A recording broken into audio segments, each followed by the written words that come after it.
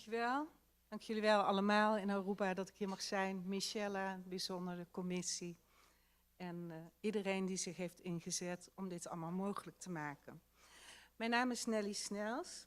Ik ben directeur van het expertisecentrum Kind en Scheiding en ontwikkelaar van KIES. En KIES hebben jullie al veel gehoord. KIES staat voor Kinderen in een Scheiding. Het staat ook voor een interventie, een hulpverleningsmethodiek die 20 jaar geleden in de praktijk, vanuit de praktijk is ontwikkeld. En KIES bestaat inmiddels die 20 jaar in groepsverband, individuele begeleiding, maar ook begeleiding op school, begeleiding in de jeugdhulpverlening, begeleiding binnen het juridisch kader bij scheiding. En KIES bestaat als een verbinding, een verbindende werkwijze bij verschillende disciplines die samenwerken voor en rondom het kind bij scheiding. KIES is er dan ook voor elk kind wat een scheiding meemaakt, om problemen die kunnen ontstaan voor op de korte en op de lange termijn te voorkomen. Door elk kind recht te doen bij scheiding, te zorgen dat elk kind over behoeftes kan vertellen en ook als die behoeftes en die wensen die het kind heeft misschien helemaal niet uit kunnen komen, is het nog belangrijk om dat te vertellen. Te zorgen dat het kind gewoon kind kan zijn, kan vertellen wat het wil en te zorgen dat het kan delen wat het ervaart. Dat het hulp weet te vinden en ook waar die hulp is. Te zorgen dat het kind weet dat het niet schuldig is aan de scheiding en dat het leert communiceren met ouders, met anderen en dat dat voorbij gaat aan alle loyaliteiten die ze ervaren bij die scheiding. Vooral dat kinderen leren zichzelf niet kwijt te raken en dat ze mogen kiezen voor zichzelf en voor hun beide ouders. KIES is er om ouders tijdig te informeren bij scheiding, welke rol zij daarin kunnen hebben, om positief bij te dragen aan co-ouderschap of solo-ouderschap bij scheiding. Zodat ouders beseffen dat juist de blijvende conflicten bij scheiding kinderen zo'n onrecht doet en schade brengt. In Nederland, Inge vertelde daarover, Inge van der Valk, is het eerste wetenschappelijk grote onderzoek naar scheiding bij KIES gedaan. En ik vind het nu een enorme eer dat we uitgenodigd zijn door de Arubaanse overheid om te komen vertellen over KIES en dat we KIES ook naar Aruba mogen brengen en dat we kunnen verbinden met alle hardwerkende professionals hier met al hun expertise bij scheiding. En naar aanleiding van het verzoek van Michelle aan Aruba mag ik vertellen over de 20 jaar die KIES als een soort reis in Nederland heeft meegemaakt. Ik heb ook een aantal werkvormen bij me, want kinderen praten niet altijd met taal, hè? Die praten ook gewoon heel graag met creatieve werkvormen, met spel, met metaforen. En een van die metaforen die we gebruiken is een touw, of eigenlijk een knoop in het touw. Het staat een beetje voor je levensverhaal of je levenstouw. En daar kun je heel veel knopen in hebben die er ook weer uit kunnen. En dat te zien, dat als het iets niet goed gaat bij scheiding, dat het ook weer eruit kan, die knoop, dat geeft kinderen heel veel lucht. Nou, ik had nu zelf ook een beetje een knoop in mijn maag bij de vraag van, wil je vertellen over 20 jaar KIES? Ik dacht, ja, wat ga ik vertellen? 20 jaar is een hele reis, waar zal ik beginnen? Nou, logischerwijs misschien bij het begin, maar er was ook wel een nadrukkelijke vraag om wat te laten zien over wat KIES dan is.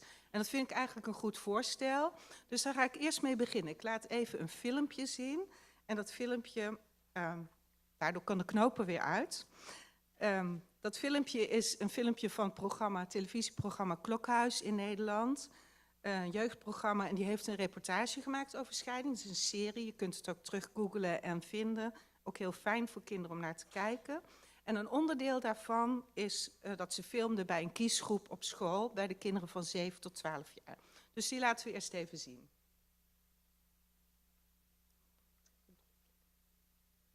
Even kijken hoe ik doorklik zelf. Ja.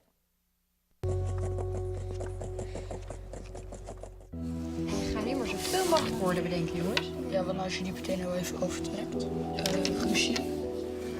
Als je nou last hebt van de scheiding van je ouders, dan zijn er ook speciale programma's die je kunnen helpen. Schelden. En was je er ook wel eens bij?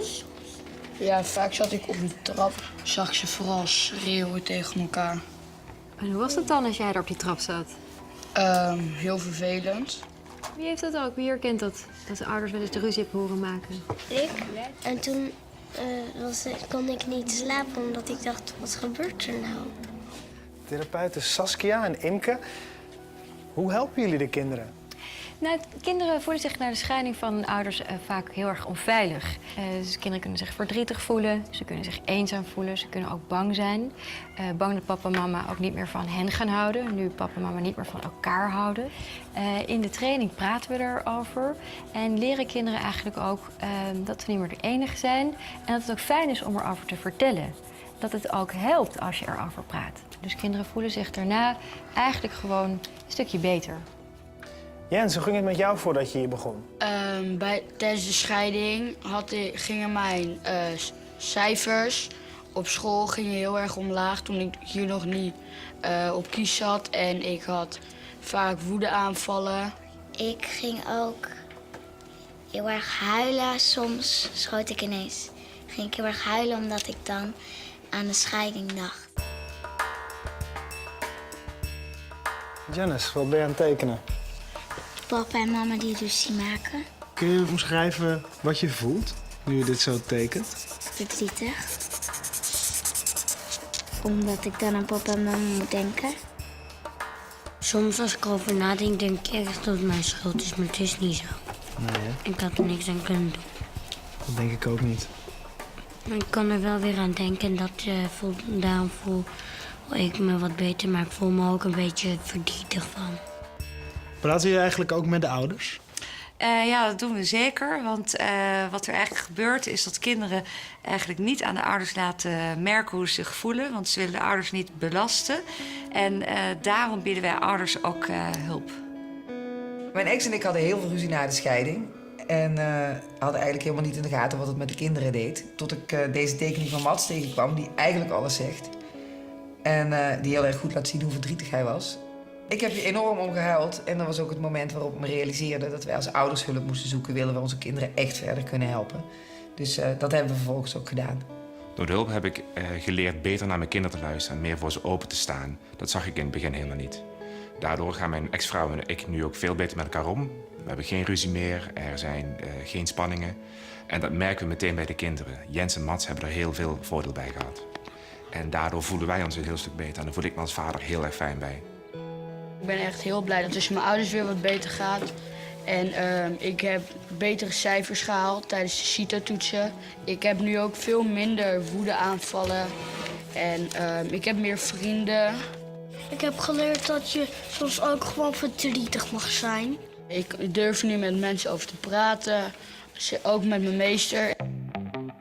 Jullie hebben allemaal tipkoffers gemaakt voor jezelf en voor anderen. Maar ik wil even weten, wat voor tips? Noem er eens eentje op. Praten met de beste vriendjes of vriendinnetjes. Vertellen hoe ik me voel aan iemand die ik vertrouw. Schaam je er niet voor. Als afleiding zoeken, leuke dingen doen. Wees aardig tegen een ander kind met gescheiden ouders. Vraag dus hulp als je last hebt van de scheiding van je ouders, want het helpt!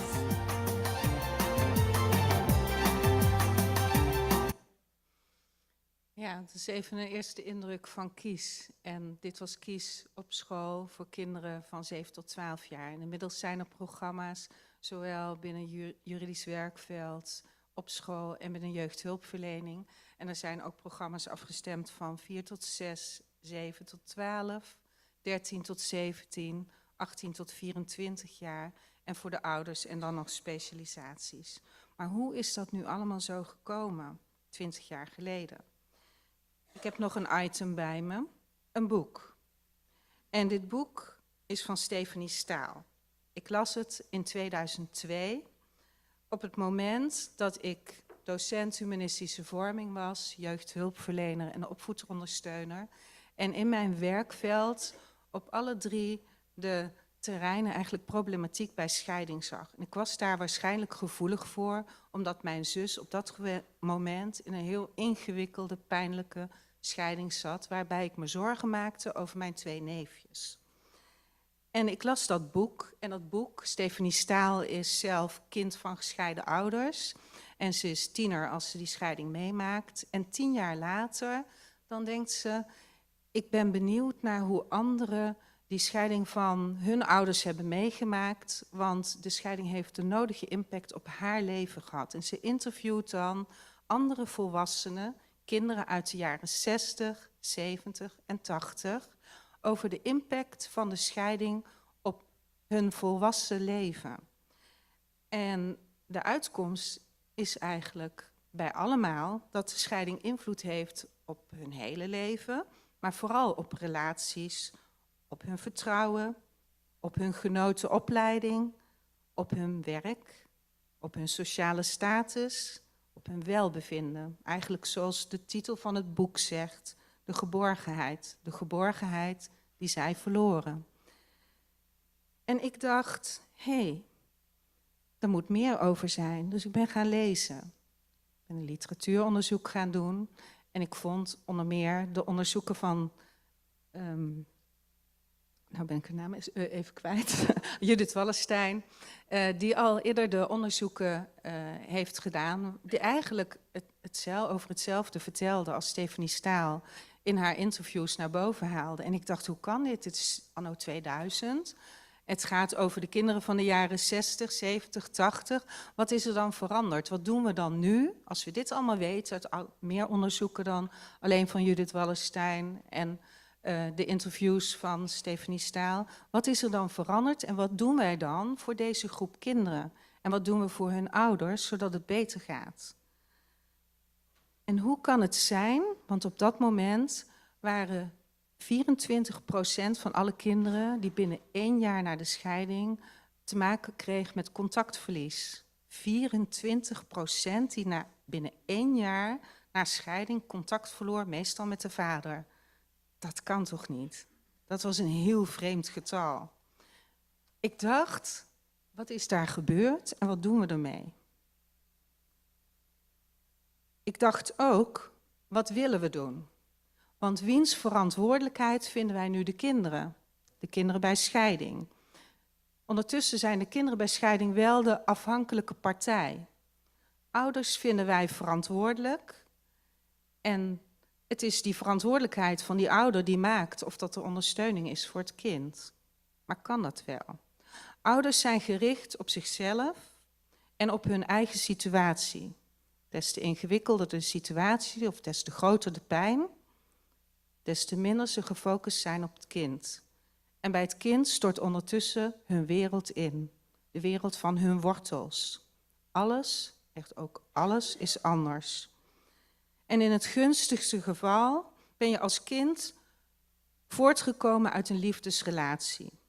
In dat gezin van herkomst ontvang je van je ouders, van 2 families, van je vorige generaties. En we verweven met ragfijne draden verbindingen. Verbindingen, ervaringen, geschiedenis van al die families. En we verwerken dat weer in onze eigen familiegeschiedenis. En we geven door. We geven die historie weer door in ons eigen gezin. En als ouders gaan scheiden, dan ontstaat er dus ook een breuk in die verwevingen van dat familiesysteem. Het wordt eigenlijk een kluwe. Daar heb je hem weer. Om te ontwarren tot behoud van je eigen bron. Mag ik zijn wie ik ben? Gewoon een eigen, zelfstandig mens. Elke verbinding die er is met je ouder kan niet verbroken worden. Maar ondertussen heeft het kind ook te maken met loyaliteiten. Je blijft als kind altijd kind van je ouders en deel van je familie. Maar hoe kies je bij scheiding nu voor jezelf? Wie leert jou omgaan als kind met die ingewikkelde situatie die scheiding heet? En wie leert ondertussen ouders de scheiding begrijpen? En wat er gebeurt met hun kinderen? Wie helpt ouders veilig en laagdrempelig in hun eigen spiegel kijken en naar hun verantwoordelijkheden? En naar hoe iets misschien anders wel kan. We kunnen ons afvragen wie verantwoordelijk is voor de begeleiding van het kind en het ontwarren van die kluwen en zorgen dat kinderen in verbinding kunnen blijven met zichzelf en alle andere belangrijke mensen om hen heen. De praktijk wijst nu eenmaal uit dat vormgeven aan gezond voortgezet ouderschap van gescheiden ouders lang niet meevalt. We vinden dat ouders verantwoordelijk zijn voor hun kinderen terwijl ze dat even onvoldoende kunnen. We vinden ook dat kinderen recht hebben op onze aandacht en een stem bij scheiding. En dat kwam allemaal tezamen bij mijn gedachte dat als er even iemand met dat kind meeloopt, met die ouders meeloopt, als we dat nu als maatschappij kunnen organiseren, dan kun je toch heel veel narigheid op de lange termijn voorkomen. En die gedachte liet me niet meer los. Kies ontwikkelde zich vanuit de praktijk en in de praktijk. Vanuit de eenvoudige vraag van wat heb jij nodig? Het ontwikkelde zich als een aanpak die aansloot bij de behoeften van kinderen, van ouders, maar ook van scholen, jeugdhulpverleningsorganisaties en vanuit contact met de kinderbescherming, juristen, plaatselijke landelijke overheid. En uiteindelijk zochten we ook contact met onderzoekers. En de methodiek KIES werd een feit. De methodiek die alles te maken heeft met dit gedicht, waar ik een paar zinnen van heb opgeschreven, van Khalil Gibran. Ik vind het prachtig. De kinderen zijn niet van ons. De kinderen zijn van zichzelf. En wij mogen even met ze meelopen. Alles wat ik had gelezen in dat boek, dat klopte ook in Nederland met de praktijk. En uiteindelijk was er toen een passend traject dat de aandacht en hulp bood die er was. En ik zette de kiesmethode even in het breed in van hoe zou dat dan kunnen zijn voor alle kinderen. Om de hulp ook breed toegankelijk te maken. Eigenlijk een beetje vergelijkbaar met de situatie nu in Aruba, 20 jaar geleden in Nederland. En de kiesmethodiek die gaat uit van een huidige situatie, een gewenste situatie, de belemmeringen die er kunnen zijn en de hulpbronnen. En ondertussen bij het doorlopen van het proces van de scheiding in je eigen context. Als we dat even projecteren, gewoon op waar wij nu staan, dan is de situatie, scheidingsproblematiek en de impact daarvan, die is inmiddels wel bekend. Die kennen we allemaal. En zo niet, dan kun je erover lezen. We weten ook dat kinderen rechten hebben. En dat hebben we met z'n allen onderschreven en ondertekend. We vinden er ook allemaal wat van. Maar in de praktijk wordt dat niet altijd goed nageleefd. We hebben ook een gewenste situatie. En die gewenste situatie is dat we kinderen en ouders heel graag willen bereiken. Tijdig willen bereiken. We willen al die ellende voorkomen. Als we de belemmering nemen, waar te beginnen. Hoe bereiken we überhaupt de doelgroepen op het juiste moment? En staan ze dan ook wel open om die hulp te ontvangen? Hoe sluit je dan nauwkeurig aan bij dat wat speelt? De hulpbronnen. We weten ook dat als je hulp in eigen omgeving aanbiedt en laagdrempelig maakt, dat je mensen het allerbeste bereikt. Mensen willen helemaal niet naar hulpverlening. Niemand wil naar hulpverlening. We zijn gewoon mensen, we maken dingen mee en die zijn wel eens ingewikkeld. Wat zou het fijn zijn als er even iemand met je meeloopt, die je uitlegt wat er gebeurt en wat je nodig hebt. De meeste kinderen en de meeste ouders komen wel op school, laagdrempelig. En op school kun je problematiek als scheiding normaliseren. Je kan zeggen, hey, scheiding is onderdeel van het leven. Sommige mensen blijven lang bij elkaar of altijd. En dan gaan ook mensen uit elkaar, omdat ze minder verbinden op dat moment. Wat hebben zij dan nodig om even mee te lopen met die mensen op dat moment? Met kinderen, met ouders. We helpen je, je hoeft het niet alleen te doen. Hulpbron is ook dat er een methode was op dat moment, en nu ook is, 20 jaar, die op situatie en die behoeften en de mogelijkheden van kinderen en van ouders aansluit. KIES. KIES werd een missie. De hulp breed mogelijk maken en echt gerealiseerd krijgen in Nederland, dat was ook wel weer een beetje een volgende knoop. Want ja, je hebt een idee, het werkt. Je ziet in de praktijk Hoe dat kinderen weer met rechte schoudertjes naar buiten gaan. Hoe er weer verbonden contacten zijn die verloren waren. Dit kunnen we niet klein bij ons houden, dat moet naar buiten. Dus, en ik pak er even weer een element van Kies bij, het spelelement. Er ligt, zolang de voorraad strekt zou ik zeggen, liggen ze ook klaar. Even de frisbee. Maar die staat in dit geval voor het idee van ik wilde het de wereld ingooien. Ik wilde Kies gaan doorgeven. Ik wilde dat anderen het zouden gaan opvangen. Zoals bij dat spel. Op een vanzelfsprekende manier bij behoefte. Maar hoe realiseer je dat bij iets precairs als bij scheiding? Dat valt niet mee. En spel is fijn, hè? Zolang er geen verliezers zijn. Uiteindelijk willen we dat het bij scheiding gaat om de kinderen. En dat we kinderen opvangen en bieden wat zij nodig hebben. En zorgen dat ouders geen spel van winnen en verliezen van hun scheiding maken.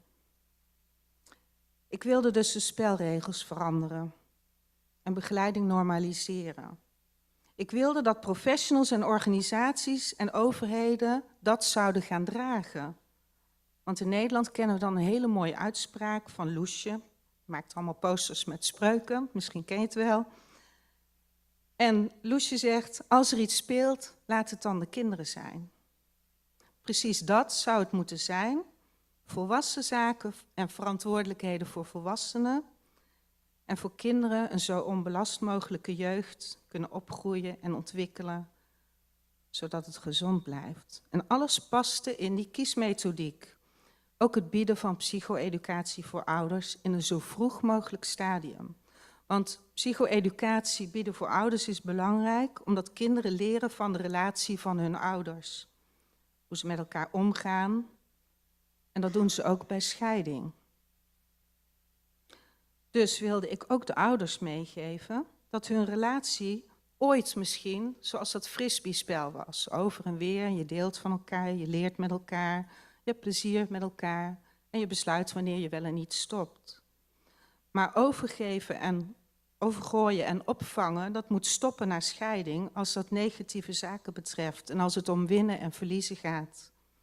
Enkel dat wat helpend is voor voortgezet ouderschap, gescheiden opvoeden naar scheiding, dat mag blijven. Want de kinderen die frisbeeën immers nog even mee. En wij moeten zorgen dat kinderen bij scheiding gezonde grenzen leren kennen, ten behoeve van hun eigen relaties en voor hun toekomst. Zodat frisbee gewoon een fijn spel blijft voor de kinderen.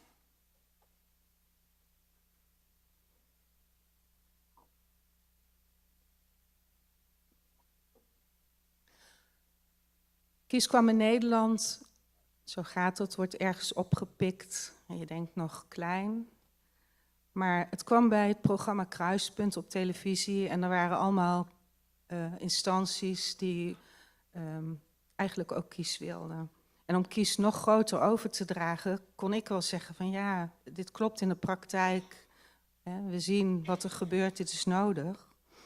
Maar als je het echt gaat overdragen als interventie, dan wil je ook dat het effectief bewezen wordt in een wat andere context. Dus hebben we de Universiteit Utrecht benaderd. En zo kwam er in 2005 het eerste kleine onderzoek door echtscheidingsonderzoeker Ed Spruit destijds. En later een groot wetenschappelijk onderzoek, waarover Inge al heeft verteld, dat de effectiviteit van Kies uitwees. En als bewezen interventie en vervolgens ook door het voldoen van een gedegen onderbouwing om opgenomen te worden in de databank van effectieve jeugdinterventies van het Nederlands Jeugdinstituut op de op één na hoogste plek van waardering. En Kies werd ook een gezonde schoolinterventie volgens het RIVM, het Rijksinstituut voor Volksgezondheid en Milieu in Nederland. En het gezonde schoolprogramma, dat biedt weer ondersteuning ter gezondheidsbevordering in het primair en voortgezet onderwijs. En deze waarderingen waren belangrijk, want die hebben bijgedragen aan door organisaties werkzaam met Kies in Nederland te kunnen aanvragen van subsidies. Om Kies ook werkelijk in gang te zetten. Alles hangt ook altijd samen met alle mogelijkheden en het geld. Inmiddels wordt in Nederland Kies in alle provincies aangeboden. Maar ook dan ben je er nog niet.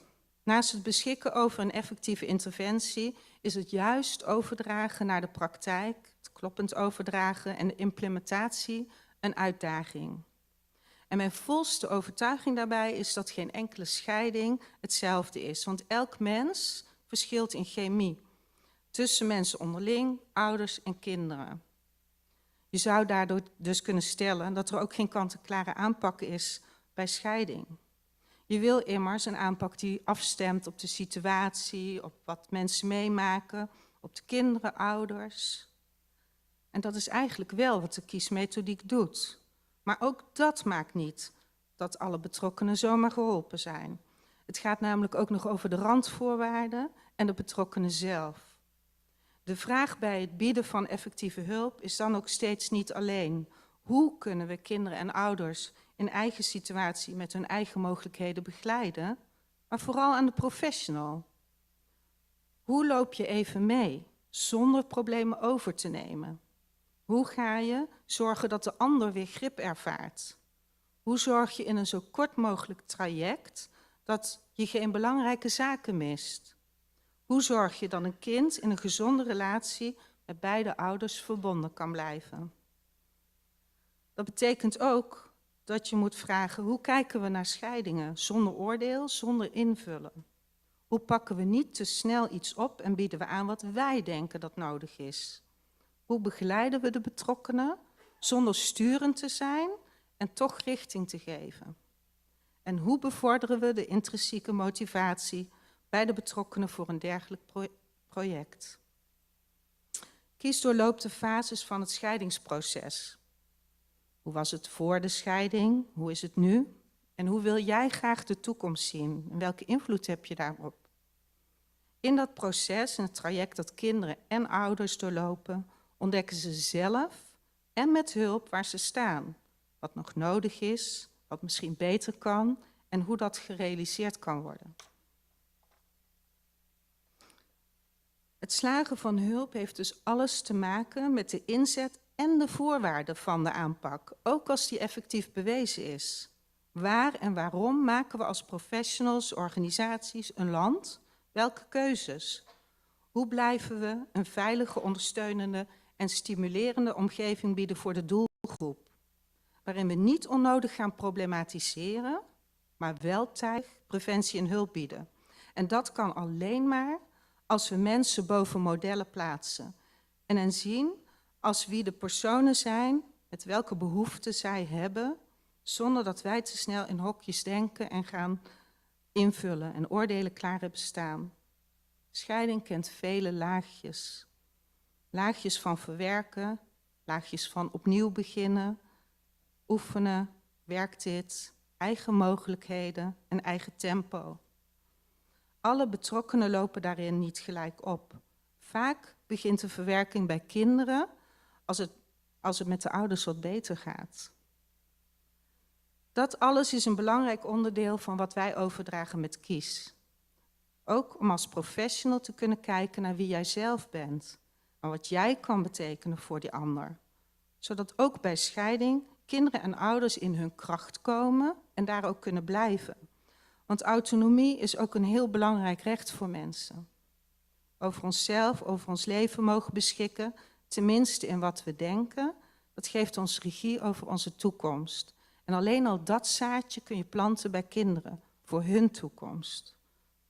We kunnen beslissen in wat we wel en wat we niet willen en wensen. Wat de ander doet, daar hebben we gewoon geen grip op. We hebben alleen grip op onszelf. Onze aanpak met KIES is om betrokkenen bij scheiding daar bewust van te maken. Te zorgen dat zij hun eigen pad kunnen bewandelen, terwijl we pal naast hen staan. Dat doen we door even mee te lopen. En kinderen en ouders bewust te laten worden van de stappen en keuzes die zij maken en welke ze zouden kunnen maken en kiezen. Ze hoeven het niet alleen te doen. En dat vraagt van professionals, organisaties en overheid in recht, onderwijs, jeugdzorg, hulpverlening, het samen kiezen en samenwerken en kinderen echt recht willen doen. Het gaat in de eerste plaats om een overheid die de juiste voorwaarden schept. En dat ik hier mag vertellen over KIES, Dat heeft te maken met zo'n overheid. Een overheid die kiest voor preventie, voor de rechten van kinderen, om die voorwaarden te scheppen. Aruba heeft ons benaderd vanwege de keuze om in een vroeg stadium van de scheiding te kiezen voor de kinderen en voor preventie bij scheiding. Een unieke keuze om aandacht en hulp voor bij scheiding voor kinderen een land breed ook mogelijk te maken om grotere problemen voor nu en op de lange termijn te voorkomen. En door het in te voeren wetswijziging en het gaan werken met het ouderschapsplan en een aangepaste zorgstructuur waar KIES onderdeel van zal zijn, worden Arubaanse kinderen recht gedaan bij scheidingssituaties. Aruba kiest voor de geborgenheid van de kinderen. En op deze sheet zie je staan een aantal kinderrechten en ook hoe je daar met KIES aan kunt voldoen. Die ervaring hebben we met talloze kinderen in Nederland. Aruba heeft gekozen voor het trainen van professionals die gaan werken als KIES-coach en als KIES-mediator. Ze gaan kindgesprekken voeren en met het KIES-kindplan, een soort plan voor kinderen waarin zij ook afspraken kunnen maken met hun ouders over hun wensen. Voor ouders die gaan scheiden, voor kinderen, voor jongeren. En ze gaan ook kiesgroepen begeleiden. En dat mogen we hier met ons hele team deze week overdragen. We zijn hier met een onderdeel van het team, de mensen in de zwart-wit fotootjes. Dat zijn de mensen waarop we nu in Aruba zijn. En hard met jullie werken, met de mensen in Aruba. En ook heel veel van de mensen hier leren. Prachtig. In Nederland hebben we meer dan 2500 kiesprofessionals in al die jaren opgeleid. En de inzet van die professionals geeft kracht van het samen doen en naar elkaar kunnen verwijzen. Ze vormen nu ook met de professionals in Aruba een platform op Aruba, waar ze onderling weer kunnen bouwen en uitwisselen. En de zorgstructuur in Aruba kunnen bouwen.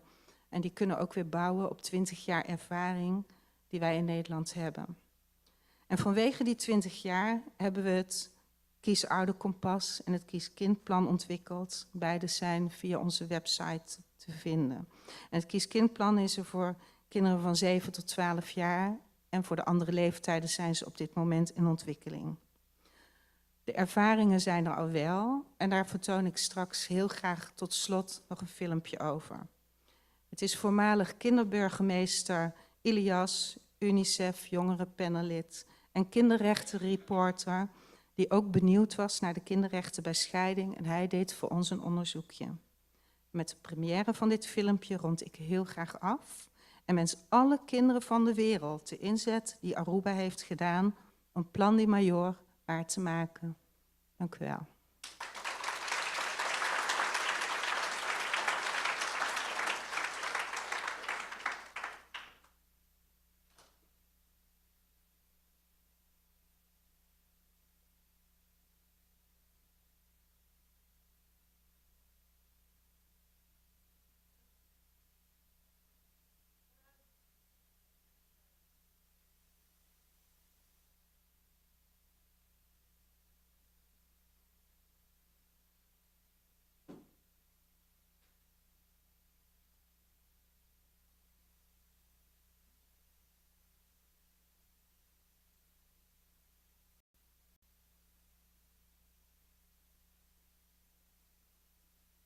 Nu doe ik dat omdat ik in het UNICEF Jongerenpanel zit en ik ben official kinderrechtenreporter.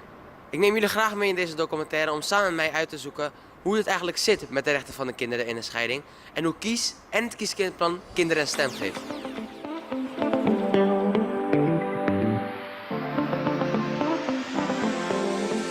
We staan hier voor de rechtbank in Amsterdam. We hebben straks een afspraak met Alvira de Vries, de kinderrechter. Zij weet meer over de rechten van het kind. Let's go! Wat kan kinderrechten eigenlijk precies betekenen voor kinderen tijdens een scheiding? Nou, wat wij in ieder geval kunnen betekenen, hoop ik, is dat we ouders ervan kunnen doordringen om hun kinderen op de eerste plaats te stellen. Dus als ze heel veel ruzie maken, dat we ze kunnen uitleggen hoe schadelijk dat is voor kinderen. En we kunnen kinderen een stem geven in een procedure als dat nog niet is gebeurd. Juist om door ze uit te nodigen en met ze te praten. Je moet je voorstellen, als ouders gaan scheiden, is dat vaak voor kinderen een hele erge schok. En de meeste kinderen willen het ook niet. En als je dan als kind niet betrokken wordt bij wat er verder gaat gebeuren, bij waar je gaat wonen, hoe vaak je je ene ouder ziet, hoe vaak je je andere ouder ziet. Als dat maar zomaar over je hoofd heen wordt beslist, dan kan het een heel erg gevoel van onveiligheid geven. Dus daarom is het heel belangrijk om, als je gaat scheiden, om heel goed aan kinderen te vragen, nou, wat willen jullie? Hoe zitten jullie erin? En dat wil niet zeggen dat je altijd dat moet doen wat ze precies willen, want soms is dat niet goed voor kinderen. Of ze zullen zeggen, ik wil dat jullie niet gaan scheiden. Maar dan weet je in ieder geval hoe ze erover denken. En dan kan je ook goed uitleggen waarom je het anders doet als je het anders doet. Hoe kan het kies-kindplan bijvoorbeeld de rechtbank of ouders of rechters helpen? Nou, het kies-kindplan, dat is een fantastisch een soort basis waarmee je met je kind in gesprek kan. En ik denk dat als je dat als ouder samen met een mediator en je kinderen kan invullen of weet in te vullen, dan denk ik dat je daarmee heel veel conflicten kan voorkomen als ouders. En als ouders erin slagen om zo'n plan echt met elkaar te maken, dan is een rechter misschien helemaal niet nodig om knopen door te hakken, omdat ouders die beslissing zelf kunnen nemen. En als allerlaatste, heeft u nog een wens voor kinderen die nu midden in een scheiding zitten? Nou, ik wens alle kinderen toe dat hun ouders ze blijven zien, met ze in gesprek blijven en hulp voor ze zoeken als blijkt dat het niet zo goed met ze gaat.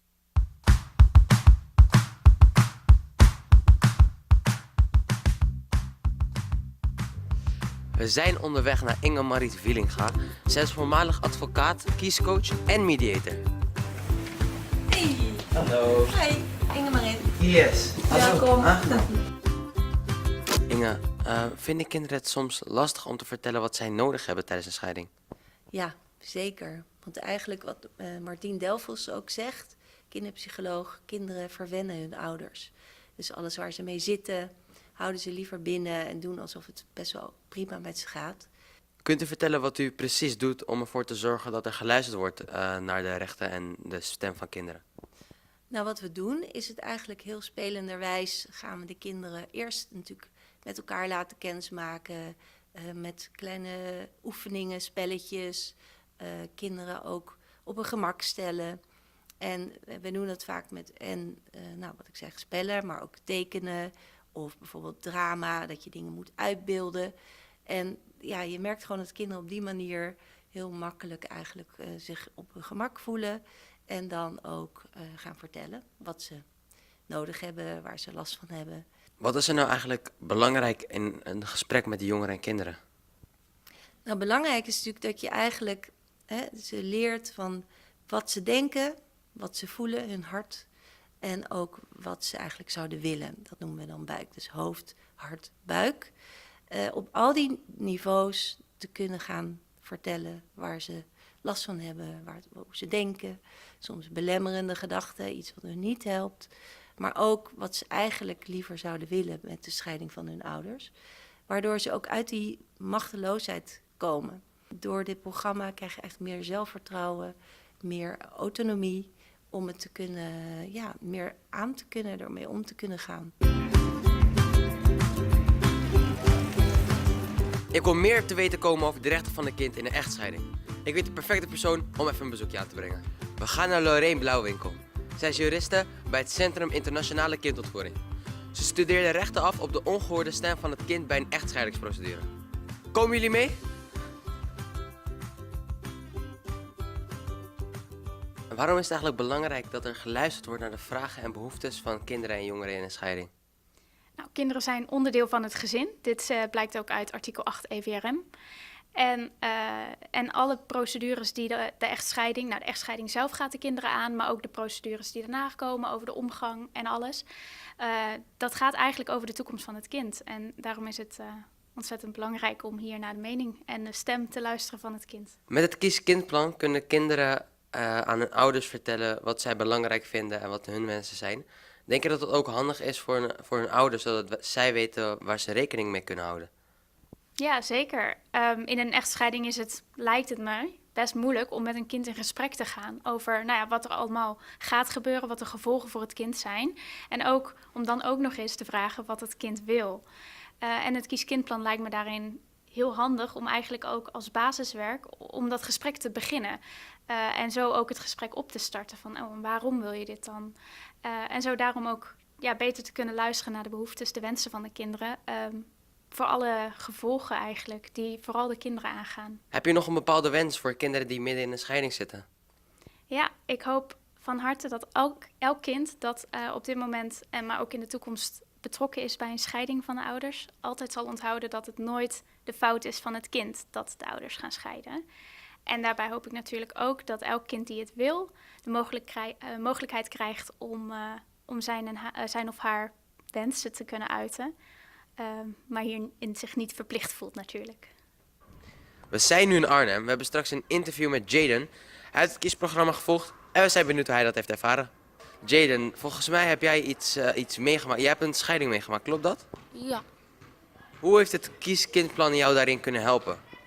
Vooral dat ik alle dingen die ik heel slecht vind om in mijn hoofd te houden, dat ik dat dan kan vertellen. Want de persoon met wie jij praat tijdens het Kiesplan, waar heb je het allemaal over gehad met die persoon? Vooral over hoe je kan omgaan met de scheiding en hoe je kan laten zien dat kinderen niet even met je willen praten. Dat je niet laat zien hoe je met kinderen nu even wilt praten. Ja, vond je dat belangrijk? Want waarom wou je het liefst niet met andere kinderen praten? Soms gaan ze dan erover hebben en dan vind ik vaak dan niet leuk. Maar met die persoon kon je het wel gewoon goed erover hebben en goed erover praten? Ja. Wat waren jouw wensen in de scheiding? Wat vond je echt belangrijk, zeg maar? Vooral dat we een groter huis zouden krijgen en dat we misschien iets dichter bij elkaar kunnen wonen.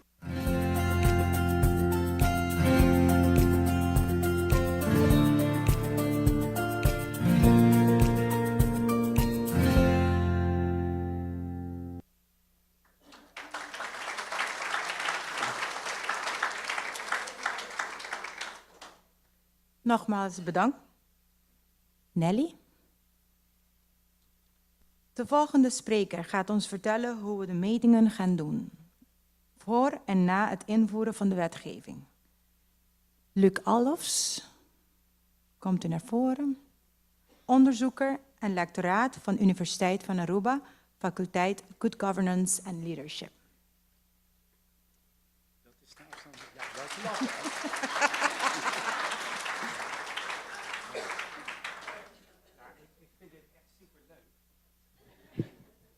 Het is al de tweede keer in een week dat ik een dag als deze doorbreng. De vorige was in Nijmegen. En hier, we zijn hier weer met allemaal van die leuke mensen.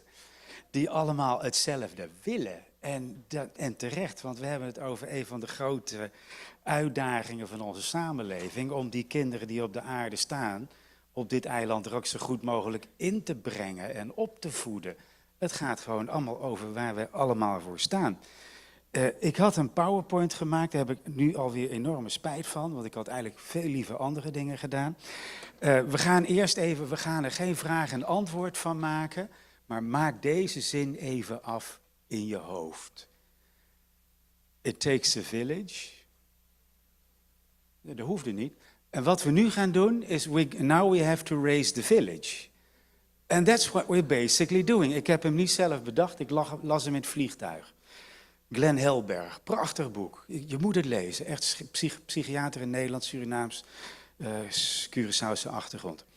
Wat we eigenlijk willen gaan doen met die wet, met de hele infrastructuur eromheen, that we are raising ourselves, we are raising the village. En via de kiescoaches en iedereen die hierbij betrokken is, faciliteren we kinderen om inderdaad die kansen zo groot mogelijk te maken, zodat ze kunnen slagen in hun leven.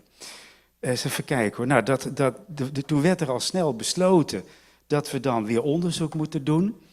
Terwijl we eigenlijk al best wel heel veel weten. We weten dat dit een heel groot probleem is en er al heel lang is. We weten dat Paula met haar groep heeft daar prachtig onderzoek naar gedaan. Clementia heeft daar enorm inspirerend over verteld. Dus grote lijnen weten we wel, maar we willen nu in dit onderzoek wat specifieker gaan kijken van wat is nou het effect van? Een voormeting en een nameting. En dan krijg je dit soort zinnen. De doelstelling van de wetswijziging, nou ja, dat weten we allemaal wel. Hè? Lees het maar even, dan kan ik even mijn mond houden. Nou, dat weten we eigenlijk wel. Nou, ere aan wie ere toekomt. Inge is het brein achter dit onderzoek. Maar ja, een brein bestaat uit 2 helften. En Inge is het ene helft van het brein. En de Universiteit van Aruba probeert de andere helft van het brein te zijn. En dat ben ik dan. En ik moet even zeggen dat dat heel nadrukkelijk samen is met Judesca Brasinho. Judesca is ziek, dus die ligt zen te bedrijven op de bank. Helemaal niks te doen. En nou, de rest kun je ook even de credits doornemen. En het onderste is eigenlijk het allerbelangrijkste. Ja, iedereen moet meedoen met dit ding. Iedereen moet meedoen. Is het niet in wat ik nu ga beschrijven, dan is het wel en waar ik later onvoorbereid op terugkom. Wat gaan we doen? Wat is het functioneren van kinderen en ouders na scheiding? In hoeverre zijn hierin verschillen te vinden voor en na de invoering van het verplichte ouderschapsplan? En in hoeverre kan een bemiddelingstraject effectief zijn in het terugdringen van problemen rond de scheiding? Nou, hele mond vol. Maar ik ga het niet uitleggen, want dat is wel helder, denk ik, toch? Nou, we gaan dat doen eigenlijk met meerdere deelvragen. En iedere deelvraag krijgt eigenlijk weer een eigen onderzoekstrajectje, zeg maar. Wat is het functioneren van jongeren? Het kind staat centraal in dit onderzoek. Daar beginnen we mee en daar eindigen we mee. Wat is het functioneren van jongeren? In termen van, ja, lees maar mee. Is er een verschil voor en is er een verschil na de invoering van die wetgeving? En dat gaan we onderzoeken aan de hand van een panelonderzoek, surveyonderzoek. Met name onder kinderen in de leeftijd van 12 tot 18. Als men al wat makkelijker in staat is om problematieken te verwoorden. Ik zeg niet dat dat daarvoor niet kan. Dat heeft Paula aangetoond, dat dat heel goed kan. Dat jongere kinderen ook heel goed in staat zijn om hun beleving te delen. Maar wij hebben gekozen voor een wat oudere leeftijdsgroep. En dat gaan we binnenkort doen. Eigenlijk zodra de boel op het spoor staat en zodra we daar aan toe zijn. Het duurt niet heel lang, gaan we voor de grote vakantie doen. En dan daarna over een jaar of 2 om te kijken wat het effect is en voordat het geld op moet zijn. Dat ziet er dan ongeveer zo uit. Je hebt een voormeting. We gaan panelonderzoek doen. We gaan de registraties bijhouden bij de gerecht en eerste aanleg, de dienstvoogdijraad. Dan gaan we kijken hoe de invoering daarop van invloed is. En dan gaan we kijken van hoe na de invoering eenzelfde meting nog een keer hopelijk andere resultaten oplevert. Nou, een volgende vraag is, kunnen jongeren effectief begeleid worden? Nou ja, dat is ook duidelijk. En daarbij gaan we wat meer inzoomen op een aantal gezinnen die we willen gaan proberen te volgen in die periode. Dat stuk, dat moeten we eigenlijk nog veel verder vorm gaan geven.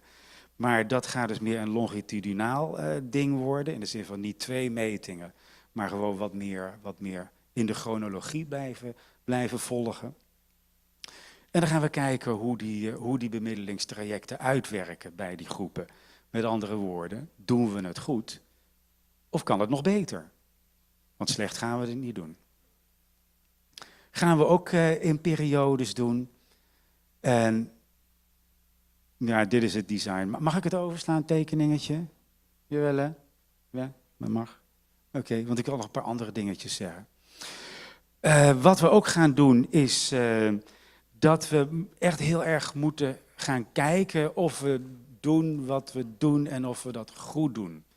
We zullen moeten zorgen dat we toe kunnen gaan werken naar veel meer evidence-based policies.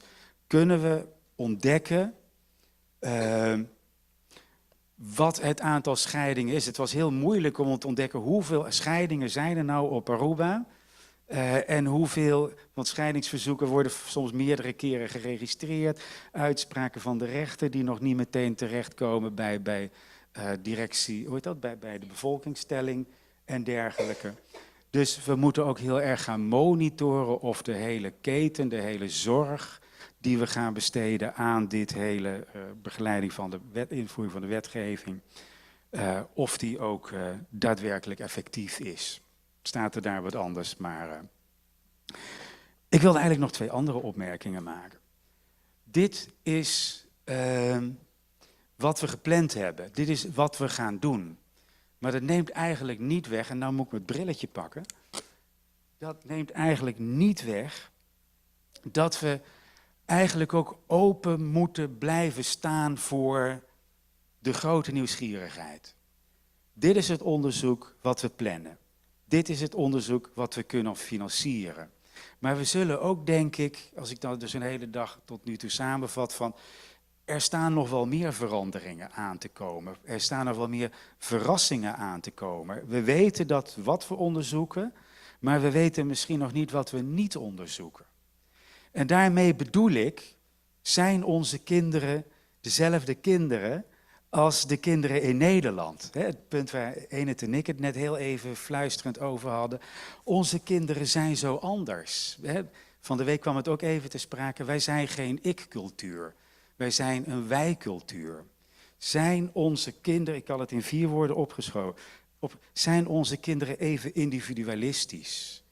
Worden onze kinderen even mondig opgevoed thuis of in scholen? Zijn onze kinderen even talig? Dat is toch ongelooflijk, hè? Dat joch van hoe oud is die? 9 of zoiets, zojuist. En hoe die zichzelf verwoordt, man. Wow. Dat is, ik heb 20 jaar IPA gewerkt. Dus ja, we weten dat onze kinderen een hele andere mate van mondigheid hebben. En hebben ze de vaardigheid, zijn ze dan ook assertief genoeg? Ik ga een voorbeeldje geven. Er zitten hier 5 mensen uit de masteropleiding voor bestuurskunde in de zaal. Die kregen een opdracht van geef je eigen mening over een boek van iemand. En dan krijg ik van iemand met een masterdegree te horen, ik vond het best nog wel moeilijk om mijn echte eigen mening op te schrijven. Dit was een volwassen vrouw van 32 jaar. Dus assertiviteit en mondigheid, dat zijn voorbeelden van culturele sensitiviteiten, waar we de komende jaren, ook in dit onderzoek en de invoering, benieuwd naar moeten blijven. Is de ketensamenwerking, is die nou echt zoals we hem willen? Of gaat de bureaucratie voor de personen waar het om gaat? Bereiken we de meest moeilijk bereikbare groepen? Ik heb net onderzoek gedaan, je verwees er nog even naar op de eilanden. De meest moeilijk bereikbare groepen zijn niet voor niks de meest moeilijk bereikbare groepen. Of moet je ook kijken dat de groepen die niet heel moeilijk bereikbaar zijn, dat je die toch wel beter bereikt dan dat we ze nu bereiken? Bereiken we alles en iedereen? Ja, weet je, dat zijn zomaar een paar vragen die in mij opkwamen. En ja, je zit een beetje verder in de dag. Ik kan niet anders dan dat te delen. Laatste punt is, als ik zo naga van wat we allemaal al weten en wat we doen aan onderzoek, dan wil ik eigenlijk niet dat Inge, ik en Judeska nu even als een stel wetenschappelijke onderzoekers de thermometer stoppen in de stand van zaken en dan over een paar jaar dat nog een keer doen. Eigenlijk moeten we toe naar een veel hechtere samenwerking van beleid, praktijk en onderzoek. Geen momentopnames, maar gewoon zorgen dat we en met IPA en met de universiteit en met de commissie en met andere organisaties, dat we tijd nemen om bij elkaar te komen. Michelle, vind je het goed dat als ik gewoon over een halfjaartje of zo, dat we dan iets organiseren op de universiteit, dan sluiten we onszelf op met iedereen die meedoet. En dan mag de minister alleen komen als hij niet na 10 minuten weggaat. Maar gewoon echt er helemaal bij zijn. En dat we dan gaan nadenken. Er is geen kritiek op de minister, want ik weet dat ze druk zijn. Het duurt ook maar 1,5 uur. En dat we dan gaan nadenken van, zijn we nog steeds op de koers die de spark was van dit hele project? Beleid, praktijk en onderzoek. Met in het midden tussentijds reflecteren op, are we doing the right thing? Ik werd geopereerd aan mijn heup. Ik kwam bij en qua bewustzijn, niet qua pijn. En die arts was aan het opereren. En die staat daar heel gefocust op die heup te boren. En het enige wat hij zegt, am I doing the right thing? Am I doing the right thing? Am I doing the right thing? Ga ik goed? Ga ik goed? En die hele groep om hem heen stond daar van, komt goed, ja, je bent goed bezig. Misschien dat wij dat ook moeten doen. Als we dus nou over 6 maanden bij elkaar komen, aula universiteit, iedereen is welkom. Dank jullie wel.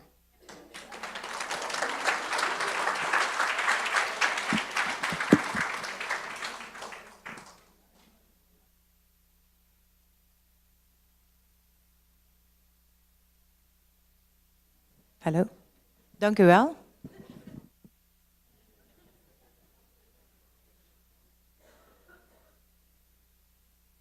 Nou wil ik graag jullie aandacht voor een film, die heet Papa, van Iris Kelly.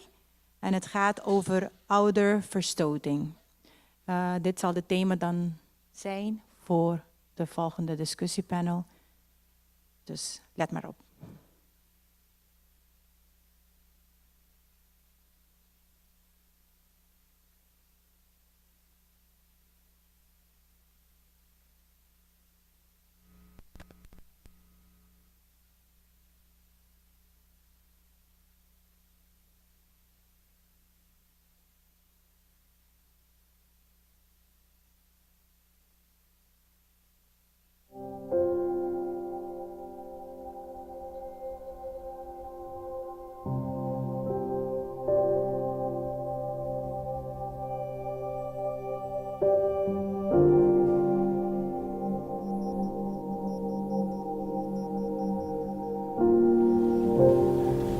Allee, wat zit jij aan het schilderen? Dat is abstract, papa. Jij moet veel zeggen. Ja, maar dat is mijn zelfportret. Of, allee ja, het zou ook de mama in de toekomst kunnen zijn.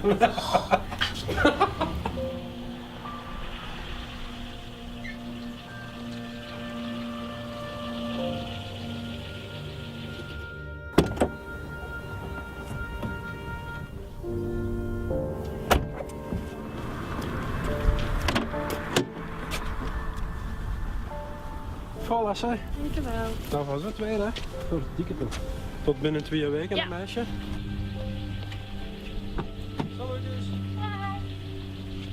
Zeg, waar blijft jij? Het is al om 6 uur thuis, hè. Die vader, hè, die denkt ook alleen maar aan zichzelf. Maar jongen, die kleren. Zie, dat gaat er niet meer af, zo naar de was. Het was het leukste feestweekend. Zaterdag zijn we de hele dag naar het museum geweest en dan zijn we s'avonds iets gaan eten. En vandaag hebben we de hele dag geschilderd.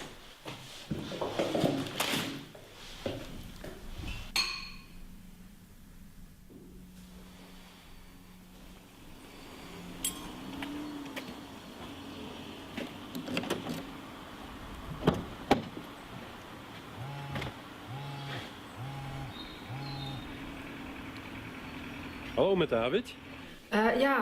Ik ben het. Zeg, Evelien die voelt zich niet goed. Ze blijft liever hier dit weekend. Oh, is een beetje gripperig dan? Ja, inderdaad, ja. Zeg maar, ze kan ook gerust ziek naar hier komen, hè. Ik kan ook hier voor haar zorgen, dat is geen probleem. Ja, maar ze slaapt nu juist. Hè. Ze heeft de hele nacht wakker gelegen van hoofdpijn. Dan kan ze misschien beter in bed blijven. Zeg maar volgende week. Ze kan volgende week ook wel naar mij toe. Dat is echt geen probleem. Nee, dat gaat niet. Dan heeft ze afgesproken met vriendinnen. Tja, god. Binnen een paar weken dan maar weer, hè. Ja, oké. Dag.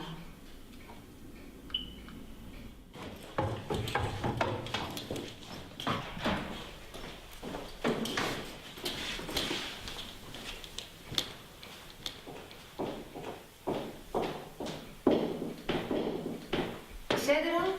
Nee. Tja, het is al 20 na. Misschien staat hij in de file. Ja, dat kan, ja. Het is te hopen dat hij het niet vergeten is, hè. Maar dat zal wel niet, hè.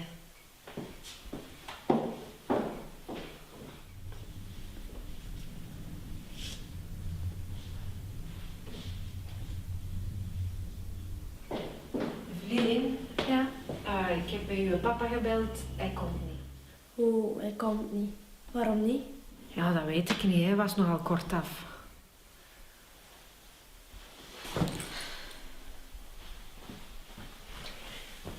Dan blijf je toch gewoon gezellig hier dit weekend, hè? En dan gaan we iets heel plezant doen.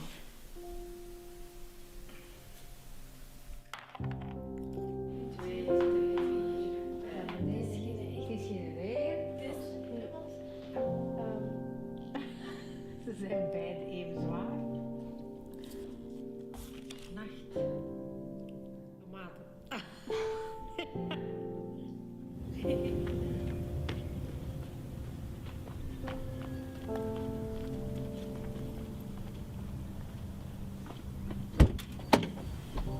Hoi. Hoe is het? Alles oké? Voelt al een beetje beter? Ja, ça va. Ja? Zie je het zitten?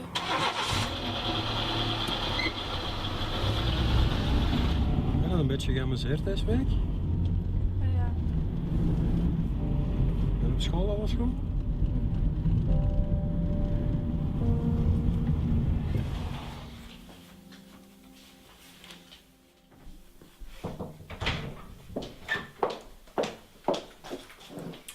Alsjeblieft. Amai, dat is echt mooi. Ja, vind je het mooi? Ja. Je hebt echt wel talent, hè. Zeg maar, dat zou toch veel schoner zijn, moest jij echt van die schilderspullen hebben, hè. Ga ik dat voor u eens kopen? Kun je dat hier thuis ook doen? Zeg, het is weekend. Ja, nee, laten we. Wat dan?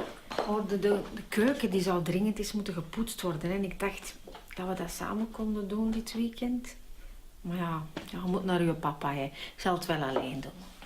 Echt?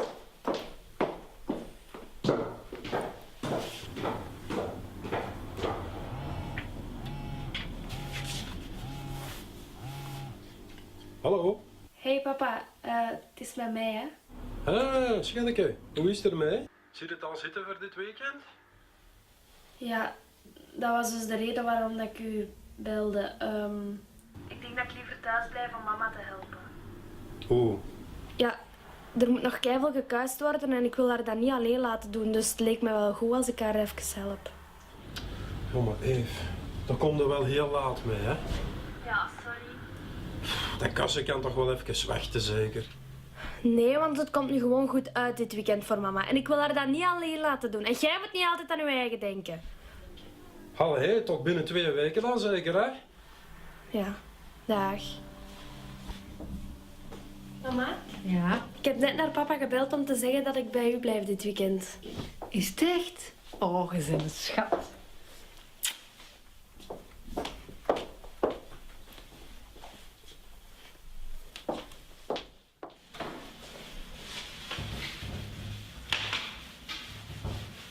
Mama? Ja? Mist jij papa soms niet?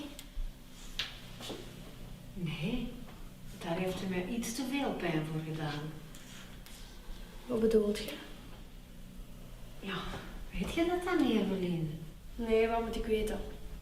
Waarom zijn wij gescheiden, Evelien? Ja, ik weet niet, maar ik heb dat nooit gezien dat hij u pijn deed, dus... Nee, daar heeft hij altijd wel goed voor gezorgd.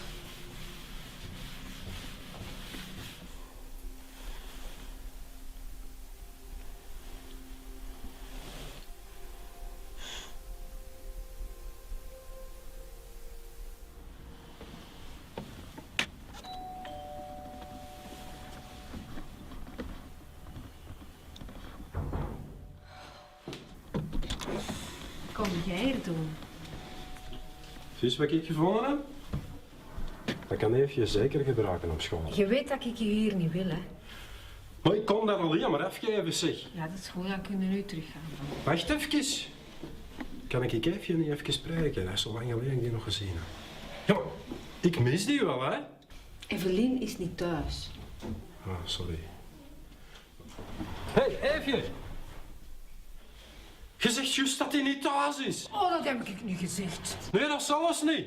Een paar seconden geleden zie je dat ze niet thuis is. Dat is helemaal niet waar. Hij legt me geen woorden in mijn mond, hè. Verdomme Sophie, waar zijn we mee bezig? Ik doe niet zo agressief. Ik doe niet agressief. Ik wil alleen even maar zien. Als je nu niet weggaat, dan bel ik de politie. Eruit.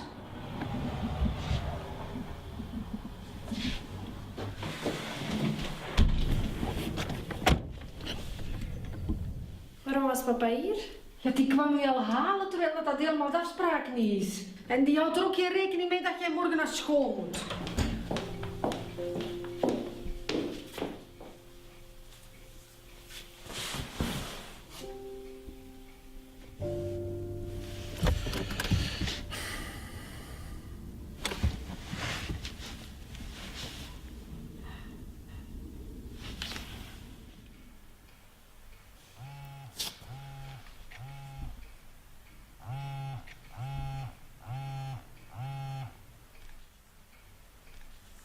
Ja.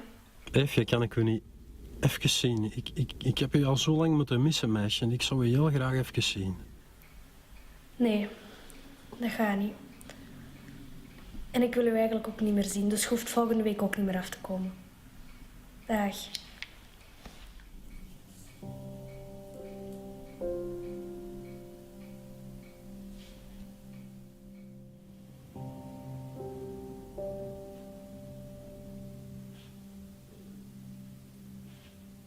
Papa, ik schrijf u om duidelijk te maken dat ik geen contact meer met u wil. Dat betekent dus ook dat u mij niet meer moet bellen, geen kaarten meer moet sturen en niet meer langs het huis moet rijden. Ik kan u alle dingen die u mij en mama heeft aangedaan niet vergeven. Ik hoop dat u mijn wens kan respecteren.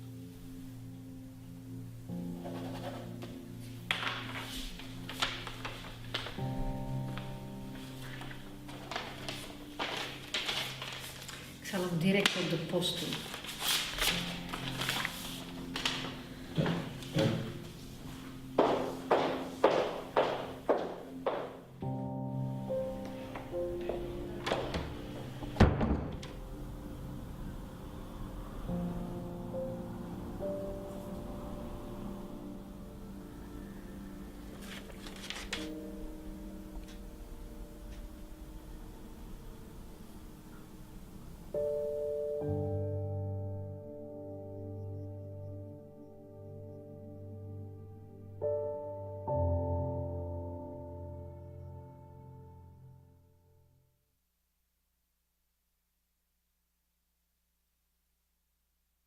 Op het podium om te komen zitten, Dr. Inge van der Valk, Landelijk Richtlijnen Scheiden en Problemen van Jongeren, Universiteit van Utrecht. Komt u maar naar voren.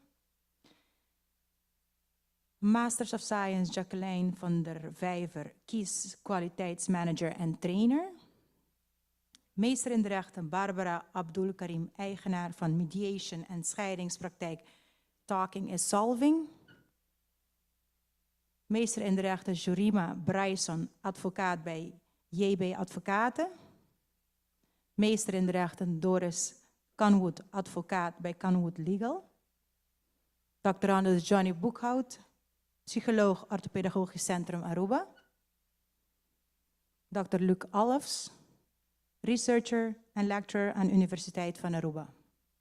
Last but not least, Bachelor of Science Michelle Steenvoorde-Laclay, voorzitter van Commissie Plan de Mayor.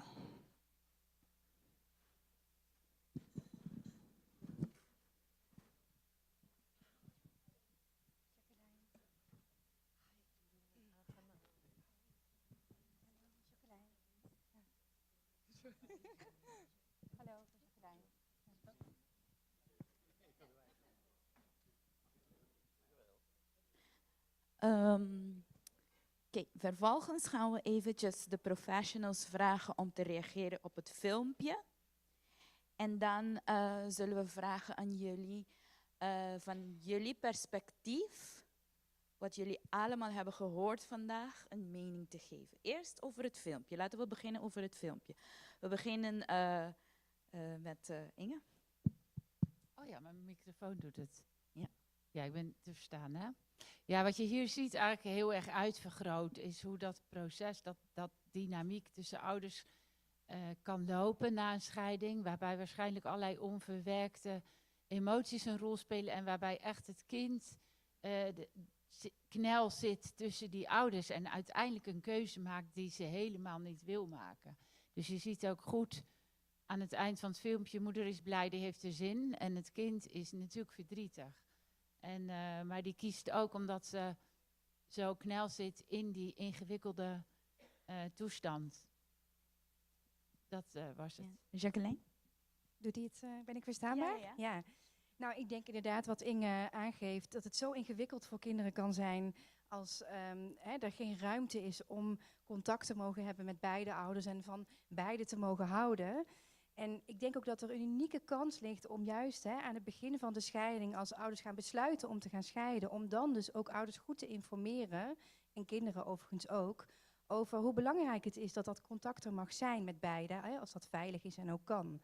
Dus vanuit Kies zijn we daar ook heel erg op gericht. Wij leiden onze professionals ook op met webinars en scholingen over ouderverstoting of dreigende ouderverstoting, om die signalen dus ook te kunnen herkennen in de praktijk en te weten van naar wie kan ik dan doorverwijzen of waar kan ik dan hulp krijgen voor deze ouder of voor het kind. Dankjewel. Barbara? In mijn praktijk zie ik dit heel veel. Dat ouders dus willen dat een kind een keus maakt. En vaak zie je dat een kind een keus maakt voor de ouder bij wie ze gaan wonen. En op die manier dus een loyaliteitskwestie krijgt met de andere ouder. En dan is het echt opvoeden van de ouders om hun kind te zien, dat sowieso. Want in dit filmpje zie je dus ook dat de moeder haar kind niet ziet. Ze denkt eigenlijk alleen maar aan van ik wil dat kind, ik wil dat mijn dochter bij me blijft. Maar ze ziet dus de pijn niet die het kind heeft door de keuze die ze eigenlijk gedwongen gaat maken. En het is echt opvoeden van ouders om nieuw ouderschap aan te gaan. Jurima? Ja, doet hij het? Ja. Natuurlijk als juristen, want wij hebben vandaag heel veel gehoord over dat emotionele gedeelte voor de kinderen. Maar misschien gaat Doris daar verder op inhaken. Maar bij mij als jurist, als praktijkadvocaat heb ik vooral gezien, voor wat betreft de hoofdverblijfplaats en omgang. En Doris en ik hadden het voortdurend gedurende dit congres over het feit, en dit is juist een belangrijk punt, van als kinderen in dit leeftijd zitten, dat het heel moeilijk is. Want wat ik heb begrepen van de film is dat er wel degelijk omgang is afgesproken. Hoofdverblijfplaats is duidelijk bij de moeder. Er is een afspraak gemaakt, maar dat er hoe dan ook die afspraken niet worden nagekomen. Of dat er voor welke reden dan ook een soort, ik wil het woord manipulatie niet gebruiken, want dat is beladen in dit kader.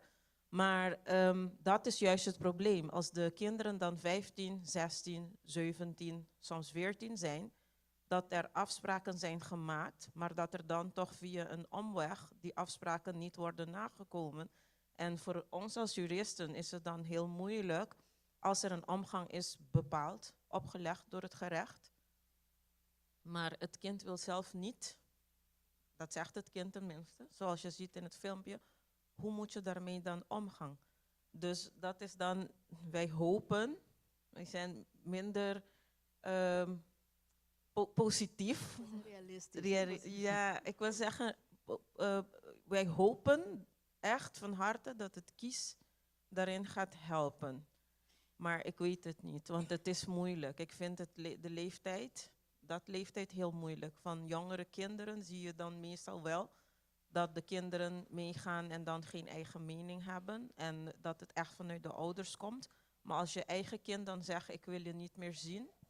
Hoe moet je daarmee als niet verzorgende ouder, zeggen we dan, hoe moet je daarmee kunnen omgaan? En het is echt een moeilijk onderwerp. En daar wilde ik net bij de laatste spreker, meneer Luc, dat we daarnet zeiden dat hij best wel realistisch is in het verschil van culturen, van wat hier besproken is en de onderzoeken die zijn verricht tegenover de cultuur en maatschappij in Aruba. Dus ja, Doris, sorry hoor.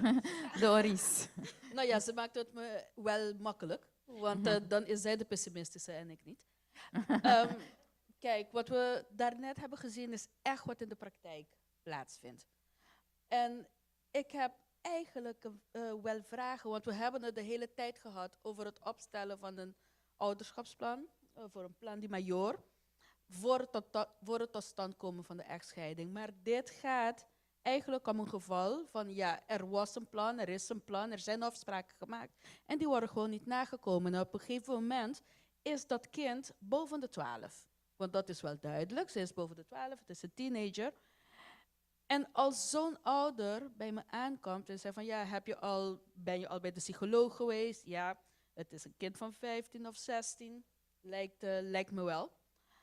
En als advocaat kan ik haast bijna niet anders doen dan adviseren dat er weinig uitgangen zijn. Waarom? Je bent bij de psycholoog geweest. De kind zegt tegen de psycholoog, ik wil het niet. De voogdijraad, we weten allemaal dat je bij een kind van die leeftijd, dat niemand bij de voogdijraad ingrijpt. Want ze zeggen van, ja, er zijn afspraken en dat ga je maar afdwingen en dan kun je naar het gerecht. En je gaat naar het gerecht en de rechter gaat naar dat kind luisteren met een rapport van de psychiater, waarin duidelijk staat van, ja, dat kind wil die ouder niet zien. Zelf als de psychiater zegt van, ja, het kan van moeders kant, dan blijft het een kind van 15, 16, waarvan de rechter in 9 van de 10 gevallen gaat zeggen van, ja, dat ga ik niet afdwingen. En we hopen dat het maar goed komt als ze ouder is en dan weer contact opzoekt en minder door de moeder wordt beïnvloed. We zitten ook met een cultuurverschil. En ik ben blij dat de heer Alofs dat wel heeft aangekaart. En dat is de mentaliteit van vooral vaders hier die zich niet gehoord voelen. Of die onder de indruk zijn van, ja, kijk, ik ben al bij het gerecht geweest, ik heb gestreden. Er is een plan, het wordt niet nagekomen en niemand helpt me. En weet je wat, ik heb liever dat ik eventjes afwacht totdat het kind oud genoeg is om zelfs een keuze te maken. Dat is gewoon de cultuur die hier is. En dat kun je naar mijn mening niet 1 op 1 vergelijken met Nederland, waar er misschien wel sneller wordt gestreden en meer wordt gedaan. Hier krijg je ook vanuit familie heel erg de vraag van, ja, dat kind wil het zelf niet, wacht maar totdat het kind ouder is. Ga niet in discussie met moeder, want dat verlies je altijd. En dat zijn de aanwijzingen die dat is de realiteit, dat krijg ik dagelijks te horen. Als je zegt van, ja, er is een echtscheiding, ga je niet scheiden, kunnen we geen afspraken maken. Zeg van, ja, moeder wil het niet. Dankjewel. Johnny. Moet Luc niet eerst reageren? Oh. Ja, ik ben een beetje positiever ingesteld, merk ik. En dat heeft met name te maken met dat ik heel veel met jongeren werk. Ik heb in Nederland met jongeren gewerkt, ik heb hier met jongeren gewerkt. En ik merk dat Arubaanse jongeren ook willen praten en willen ook gehoord worden. En als je de juiste toon weet te vinden of de juiste methode, dat ze best wel willen vertellen wat hun wensen zijn. En dat ook wel, als je ze goed coacht, ook durven te zeggen tegen hun ouders. Met of zonder begeleiding. En ik merk, ik merk dat kinderen op Aruba, jongeren op Aruba, heel erg onderschat worden. En wat je hier ziet op de video, dat komen we hier ook tegen. Veel ook, dus het is heel erg herkenbaar. Maar ik denk dat Arubaanse jongeren ook net zo goed assertief kunnen zijn als je hun de juiste prikkel geeft. En ik ben blij dat ik dit nu vandaag heb gehoord, omdat ik denk dat de kiesmethode ook hier kan werken. Dus ik ben wel wat positiever. Okay. Nou ja, ik hoop eigenlijk dat er veel meer wordt gedaan met de nazorg. Nee, ja, sorry. Voorzorg en nazorg. Het gaat ook om de voorzorg. En ja, maar deze gevallen, dat heeft meer met de nazorg te maken en niet met de voorzorg. Oké, Luc. Ja, ik sluit graag op Johnny aan.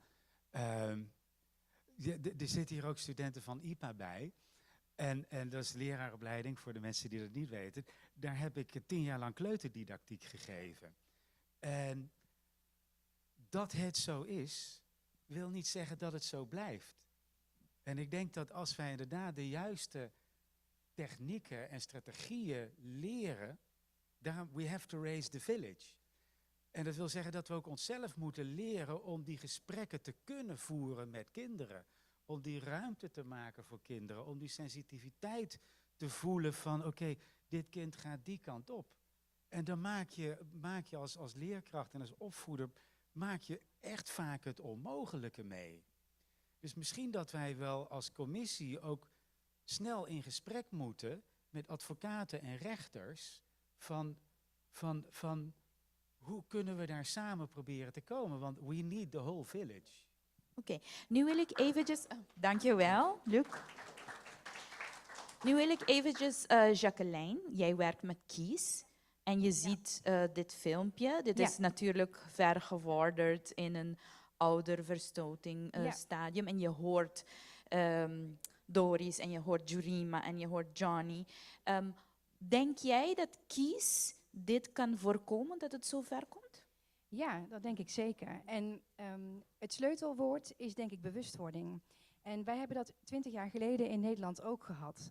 Hè, dat er onwetendheid was of onduidelijkheid was over wat moeten we hiermee. En uiteindelijk zijn wij dat ook stapsgewijs gaan aanpakken. En zijn bij onze kinderen gaan leren, hoe kan je nou bij jezelf blijven? En hoe kan je nou kiezen voor jezelf? En dat is inderdaad, als je de juiste vragen kunt stellen en het vertrouwen kunt winnen als coach, dan komen die gesprekken. Want kinderen willen heel graag vertellen over hoe ze zich voelen en wat ze belangrijk vinden en kunnen dat ook heel goed aangeven. En ouders die in zo'n moeilijk proces zitten van de scheiding, en deze moeder ook in het filmpje, heeft ook heel veel eigen pijn. En als je deze ouder kunt zien en erkennen en informatie kunt geven over, hé, maar wat is nou belangrijk om dit goed te doen? Want in principe, ervan uitgaand, elk kind houdt van zijn ouder en van zijn kind. En elke ouder wil dat het goed gaat met zijn kind. En als je informatie kan geven en steun kan geven over hoe doe je dat nou goed samen, hè? Dat ouderschap vormgeven naar scheiding, dan kan je denk ik heel veel voorkomen. En doordat we nu ook deze week aan het trainen zijn en dus ook onder andere kiesmediators aan het opleiden zijn, kunnen zij in die belangrijke startfase al die psycho-educatie overbrengen en aan de hand van dat kindplan kinderen helpen om hun stem ook kenbaar te maken. Dankjewel. Barbara, jij hebt vorige week 13 verschillende professionals opgeleid naar familiemediation. En die professionals moeten straks gaan werken met Plan di Major. En die moeten de ouders die niet in staat zijn om zelf een ouderschapsplan te maken, moeten ze dan in gesprek met die ouders. En kan jij een beetje vertellen in die fase van die familiemediation, hoe kan in die fase dit voorkomen worden? Wat je vaak ziet bij familiemediations, tenminste in dit soort gevallen waar scheidingen een rol spelen, is dat communicatie is verstoord. Communicatie verstoort vaak al vele jaren voordat een scheiding wordt aangemeld. Voordat de scheidingsmelding, zoals we dat noemen, wordt gedaan. De scheidingsmelding komt, maar daarvoor zijn er vaak al jaren van miscommunicatie, niet praten. Als broer en zus in huis leven, zoals ze dat in Nederland noemen, langs elkaar wonen. En met mediation, familiemediation in ieder geval, probeer je eerst die communicatie weer op gang te brengen. Als je communicatie tussen die twee ouders op gang kunt brengen, dan kun je dus ook ervoor zorgen dat ze afspraken kunnen maken over de omgang met het kind. Mijn ervaring is dus als je dat niet doet, of als je dat niet goed doet als mediator, dat je dus na verloop van tijd problemen krijgt als je dus een ouderschapsplan wil gaan opstellen. Want dan kunnen ze dus ook geen afspraken maken over de omgang. Dus wat ik eigenlijk de 13 deelnemers heb geleerd, is van hoe krijg je die communicatie tussen ouders weer op gang, zodat ze die partnerrelatie kunnen afhechten, zo goed mogelijk, en vervolgens dan weer het ouderschap kunnen oppakken samen. En niet de een wel en de ander niet. Vaak zie je wel dat vaders, zoals wat u ook al vertelde, zoiets hebben van, nou, ik trek me wel weer terug, omdat moeder heel erg aan het duwen is. Nou ja, ik trek me terug en dan komt het uiteindelijk wel goed. Het komt uiteindelijk niet goed. Want de kinderen worden ouder, die hebben dan al zoveel jaren in een situatie gezeten waar er miscommunicatie is tussen de ouders, wat ze hebben gezien. Ze nemen een soort communicatie over.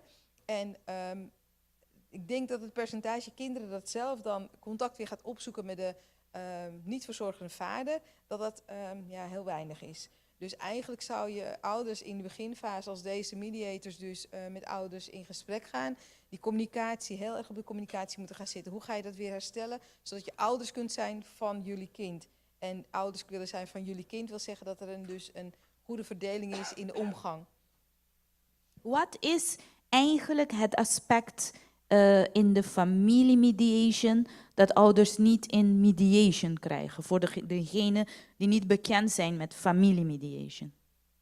Familiemediation is echt gericht op gezinnen, problemen in gezinnen. En dat kunnen verschillende dingen zijn, echtscheidingen, het kan zijn over nalatenschap. Nou ja, dat zijn verschillende problemen die gezinnen kunnen voorkomen tussen broers en zusters, nou noem het maar op. Ik denk dat we allemaal uit onze omgeving wel de familieproblematiek kennen. Daar gaat familiemediation onder andere over, turbulente situaties in gezinnen. De basismediation die ik ook heb gegeven, dat zijn meer de gesprekstechnieken en hoe je dat oppakt. De soort vragen die je stelt aan mensen. In plaats van heel direct, laat mensen denken, laat mensen zelf met oplossingen komen. Mensen zijn heel erg autonoom. Ze weten zelf heel goed wat ze willen. En als mediator ben je daarbij om te begeleiden. Hetzelfde in familiemediation. Je begeleidt de communicatie tot het herstel, zodat ze weer met elkaar door één deur kunnen. En uiteindelijk dan met als doel voor deze groep 13 mediators om ouders te helpen om een ouderschapsplan op te stellen. En uiteindelijk ook een gesprek met een kind als dat nodig is.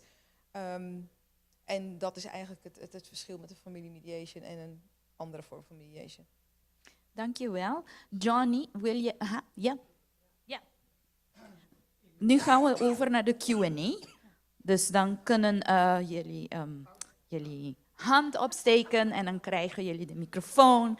En dan kan je een vraag stellen aan een van de panelisten. Ik heb een vraag aan Barbara. Ik werk op het OC. We hebben regelmatig jongeren die zeggen: ik wil mijn vader niet zien, ik wil mijn moeder niet zien, met de verdaak, harta, amarga, whatever. Gelijkertijd moeten we ze wel behandelen en we moeten ze begeleiden, et cetera. We have to raise a village. Ik merk bij de commissie, wij moeten bruggen slaan, niet alleen in de keten, maar ook naar de juridische kant. Notaris heb jij van de week genoemd. Dat is een doelgroep die hebben wij gewoon niet bedacht. En dat klopt, we moeten bruggen gaan slaan. Jij hebt in die twee werelden gefunctioneerd, in de mediation en in de juridische kant. Hoe heb jij die mindswitch gemaakt? Wat ik zeg maar de cursisten ook heb aangeleerd is gewoon echt grounden. Zorg dat je in het moment bent, als je mediation gaat doen, dat je in het moment blijft en dat je niet met je hoofd aan andere dingen gaat denken. Op het moment dat je in je hoofd gaat zitten en daar niet in het moment bent met die 2 mensen of 3 mensen, hangt er net vanaf hoe groot dat gezin is. Want we hebben samengestelde gezinnen, dus een mediation kan er op verschillende manieren uitzien. Het is niet altijd een vader en een moeder. Soms is het ook vader, moeder en beide nieuwe partners soms. Dus als je dan niet in het moment blijft zitten en je gaat aan oplossingen denken, bijvoorbeeld als mediator, als jurist bijvoorbeeld. Ik ben jurist, dus ik weet hoe dat aanvoelt als je dus daar zit en je denkt van, oh ja, maar juridisch is dat zo.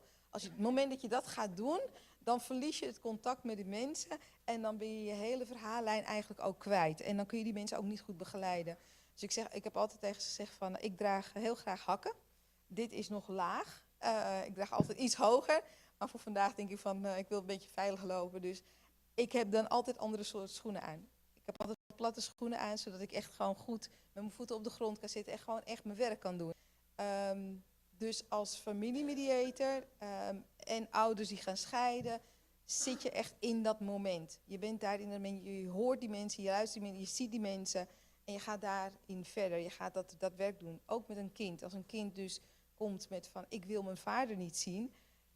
Ja, je kan zeggen van ja, oké, hij is 16, dat hoeft niet. Maar je kunt ook iets anders gaan doen. Als je altijd blijft doen wat je doet, krijg je nooit iets anders. Nou, jullie gaan met z'n allen iets anders doen. En we verwachten dus een ander resultaat. Ik begrijp de septus, ik begrijp dat. Ik heb diezelfde bedenkingen ook. Maar dat wil niet zeggen dat je niet moet doen wat jullie willen gaan doen. Want ik zeg niet, je doet het nu niet voor deze generatie ouders, maar je doet het voor de generatie ouders die gaat komen. Die kleine kinderen die 4, 5 zijn, die nu in een hele vervelende situatie zitten met hun eigen ouders. Die ga je nu eigenlijk leren om anders om te gaan met conflicten, met gesprekken. En daar kun je mee op scholen beginnen. Want in Nederland hebben ze bijvoorbeeld op scholen al mediation voor hele kleine kinderen.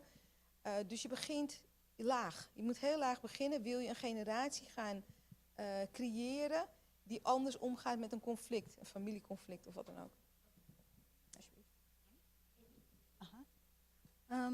Goedemiddag, ik ben Inge de Kort, systeemtherapeut bij de Direct Sociale Zaken. Ik heb een vraag.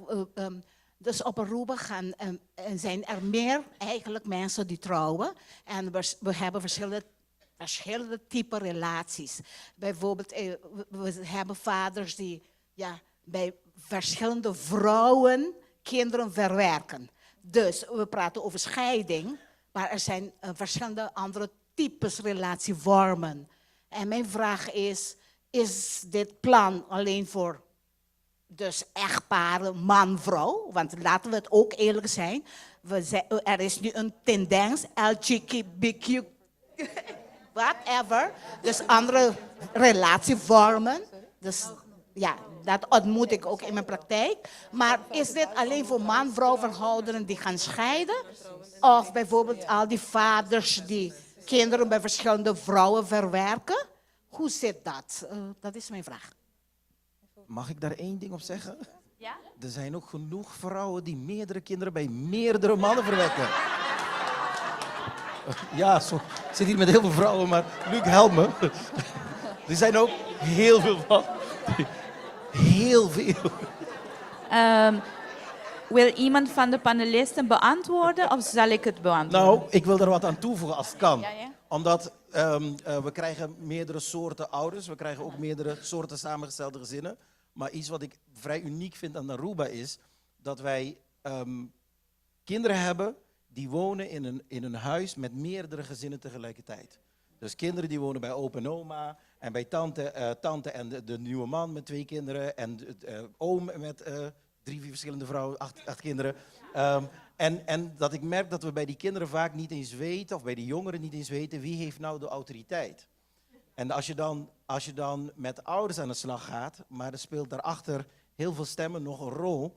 En ik denk dat op Aruba dat zal een moeilijke uitdaging worden, want eigenlijk 2 ouders scheiden, maar je hebt ook zoveel mensen die een soort van autoriteit zijn voor het kind. Oké, ik denk dat ik een stuk van jouw vraag ga beantwoorden en dan ga ik aan Barbara vragen om de rest te beantwoorden. Dit is iets wat wij hebben behandeld in de opleiding. Oké, dus de vraag is, als ik het goed had begrepen, is de wet bedoeld voor ook ouders die samenwonen en uit elkaar gaan en weer een nieuwe relatie vormen en weer uit elkaar gaan, et cetera. Aha, oké, zo de wet is geschreven dat ouders zijn verplicht om een ouderschapsplan te gaan maken. Nou, degenen die getrouwd zijn, dat gaat niet makkelijk. Ik bedoel, dat gaat vanzelf via de rechter. Dan krijgt de ouderschapsplan een executoriële waarde. En in de cursus hebben we geleerd dat in Nederland doen ze het zo. Ouders die niet getrouwd zijn en willen een executoriële waarde voor de ouderschapsplan, zodat ze niet naar de rechter hoeven en het hele proces hoeven te doen, maar gelijk naar de deurwaarde gaan als er niet wordt nagekomen, de afspraken, dan moeten ze naar een notaris gaan en de notaris legt dan de executoriële waarde op de ouderschapsplan. Dan hoeven ze niet de hele systeem na te gaan, dan kunnen ze gelijk naar de deurwaarde, zeg maar. Dus dat is één aspect daarvan. En nu de samengestelde gezinnen ga ik Barbara laten beantwoorden. Het is niet alleen op Aruba hè, dat soort situaties voorkomen. In Nederland heb je dat ook. Mensen wonen samen, trouwen, die relatie gaat stuk, ze gaan een andere relatie aan, die hebben ook geen succes. Vaak zie je dat na 6 jaar die relaties ook vaak stuk gaan. En dat dan weer een ander kind is geboren. Dus je hebt soms kinderen uit verschillende relaties. En als je getrouwd bent, zoals Michelle net al uitlegde, is er niet zo heel veel aan de hand. Want dan heb je al meteen een executoriële titel. Het probleem begint als je dus samenwoont en je moet dat doen. Heb je 4, 5 kinderen uit andere relaties, dan zul je met al die vaders, als je dus minderjarige kinderen hebt, een plan moeten maken. Wat het lastig maakt. Want dan heb je misschien Mirto van 10, je hebt Magali van 5 en je hebt Suhela van 3 maanden. Nou, en dan heb je 3 vaders. Je oudste kind is misschien 17 En dat is uit een huwelijk, maar daar is geen probleem mee, want daar heb je een executoriale titel voor bij de scheiding gekregen. Maar voor die andere 3 kleintjes moet je dus individueel met al die vaders gaan zitten om een ouderschapsplan te maken. Het probleem nog met een extended family erbij, opa, oma en tantes, en als je daarbij woont, want het gebeurt ook dat je dan geen huis hebt bijvoorbeeld en bij ouders intrekt, dat opa en oma ook nog een vinger in de pap hebben, want die vinden van ja, maar die vader van Mirta, dat is een klaploper, daar hoef je niks mee te doen. Want, dus daar heb je als moeder zijnde, moet je echt heel goed in je schoenen staan. En als mediator zijnde moet je goed in je schoenen staan. Wil je deze moeder en vader kunnen begeleiden in het maken van een ouderschapsplan. En dat moet je dan 3 keer doen. Michelle, mag ik daar nog op iets reageren? zeggen? Of, ja? Vanuit Kies hebben wij ook ervaring met kinderen die meerdere scheidingen hebben meegemaakt. Soms als zij al jong, de biologische ouders uit elkaar zijn gegaan, kan soms een stiefvader eigenlijk als dan de scheiding plaatsvindt, soms nog heftiger voor kinderen voelen, gevoelsmatig, dan die eerdere scheiding toen ze bijvoorbeeld nog een baby waren. En daarnaast hebben wij dus het in algemene zin over relaties bij Kies. Dus ook als het over 2 moeders, 2 vaders of een vader en een moeder gaat, al die opties, die ruimte is er voor kinderen. Het gaat altijd in wie ben jij in relatie tot de ander. Wat maak jij nu mee? Wat is jouw situatie? Dat is wat ook centraal staat bij Kies. En daarnaast dus ook jouw netwerk. Wie is er dan belangrijk voor jou om jou heen? En dat kan dus ook die opa of oma zijn die in huis woont of misschien wel als buren bij je wonen, maar die wel heel steunend voor je kunnen zijn om met die scheiding om te kunnen gaan. Michelle, ik wilde nog iets toevoegen, want correct me if I'm wrong, maar ons wetsvoorstel staat over ouders die gezag hebben. Dus eigenlijk, dat hele discussie, even voor de duidelijkheid, op Aruba is het zo, tot voor kort, dat vaders die hun kinderen gingen erkennen, die kregen geen gezag. Dat is pas bij wetswijziging ingetreden. Dus we hebben het eigenlijk over kinderen die na 2021 zijn erkend.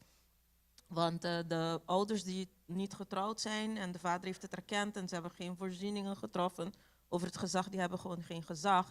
En de wet is dus eigenlijk niet van toepassing. Correct me if I'm wrong, ik heb het heel vluchtig, niet vluchtig, maar ja, het is gelezen. Maar er komt nog bij, ik wilde toch iets zeggen over gezag, want dat nieuwe wet zegt dat vaders die kinderen erkennen gezag krijgen.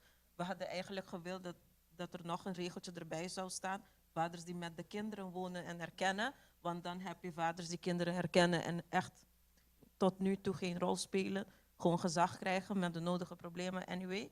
Maar komt nog bij over de LGBTQ-kwestie, dat nog steeds op Aruba, zoals mevrouw Inge eigenlijk zei, dat echtparen wel buiten Aruba kunnen trouwen en hun huwelijk hier kunnen inschrijven. Maar, en wij kennen er een paar, koppels die kinderen krijgen of op welke wijze dan ook, de andere ouder heeft gewoon geen gezag. Dat kan nu op Aruba niet. Het kan niet. Dus dan moeten ze via omwegen, et cetera, et cetera. Dus eigenlijk is de hele wet op de doelgroep, ja, niet voor de doelgroep, nog niet. Ja. Ja, even kort. Ja, je noemt eigenlijk 2 dingen. Je noemt erkenning van het ouderschap, dat is 1. Het tweede is inderdaad het gezamenlijk ouderlijk gezag. En dat is ook in Nederland, zijn dat 2 aparte dingen.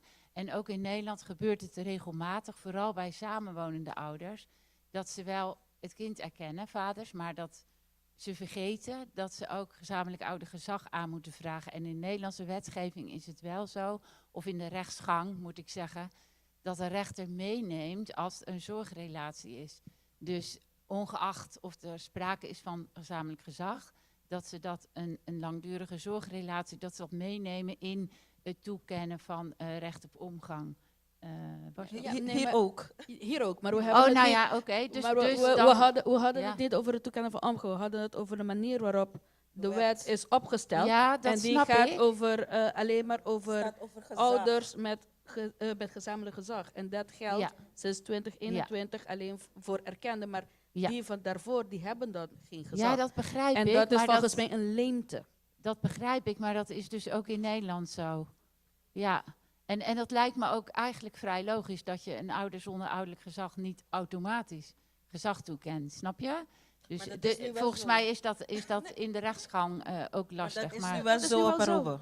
Dat is wel nu zo op Aruba. Die erkenning geeft je gezamenlijk gezag.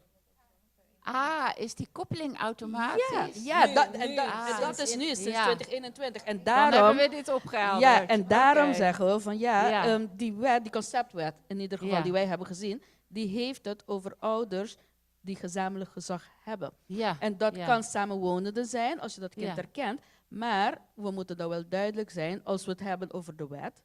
En ik weet dat Barbara zal zeggen van ja, maar jullie krijgen veel te juridisch, maar het is volgens mij, maar het moet ook bij degenen die hiermee gaan werken, moet het duidelijk zijn dat vanaf 2021 een erkend kind automatisch gezamenlijk gezag heeft. Maar dat dat niet geldt voor degene daarvoor. Ja, klopt. Maar in Nederland wordt dat dus. In Nederland gaan we ook zien.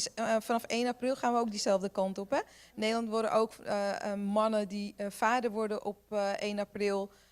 Ook zeg maar automatisch gezag. En ja, Lijkt de grap in april. ik heb de datum niet bedacht, maar zo wordt het dus wel. En degene die dus daarvoor vader zijn geworden en dus dat niet hebben geregeld, ja, daar geldt deze wet dus niet voor. Maar degene die dus nu vader worden, ja, daar geldt deze nieuwe landsverordening is het eigenlijk, geldt dan wel.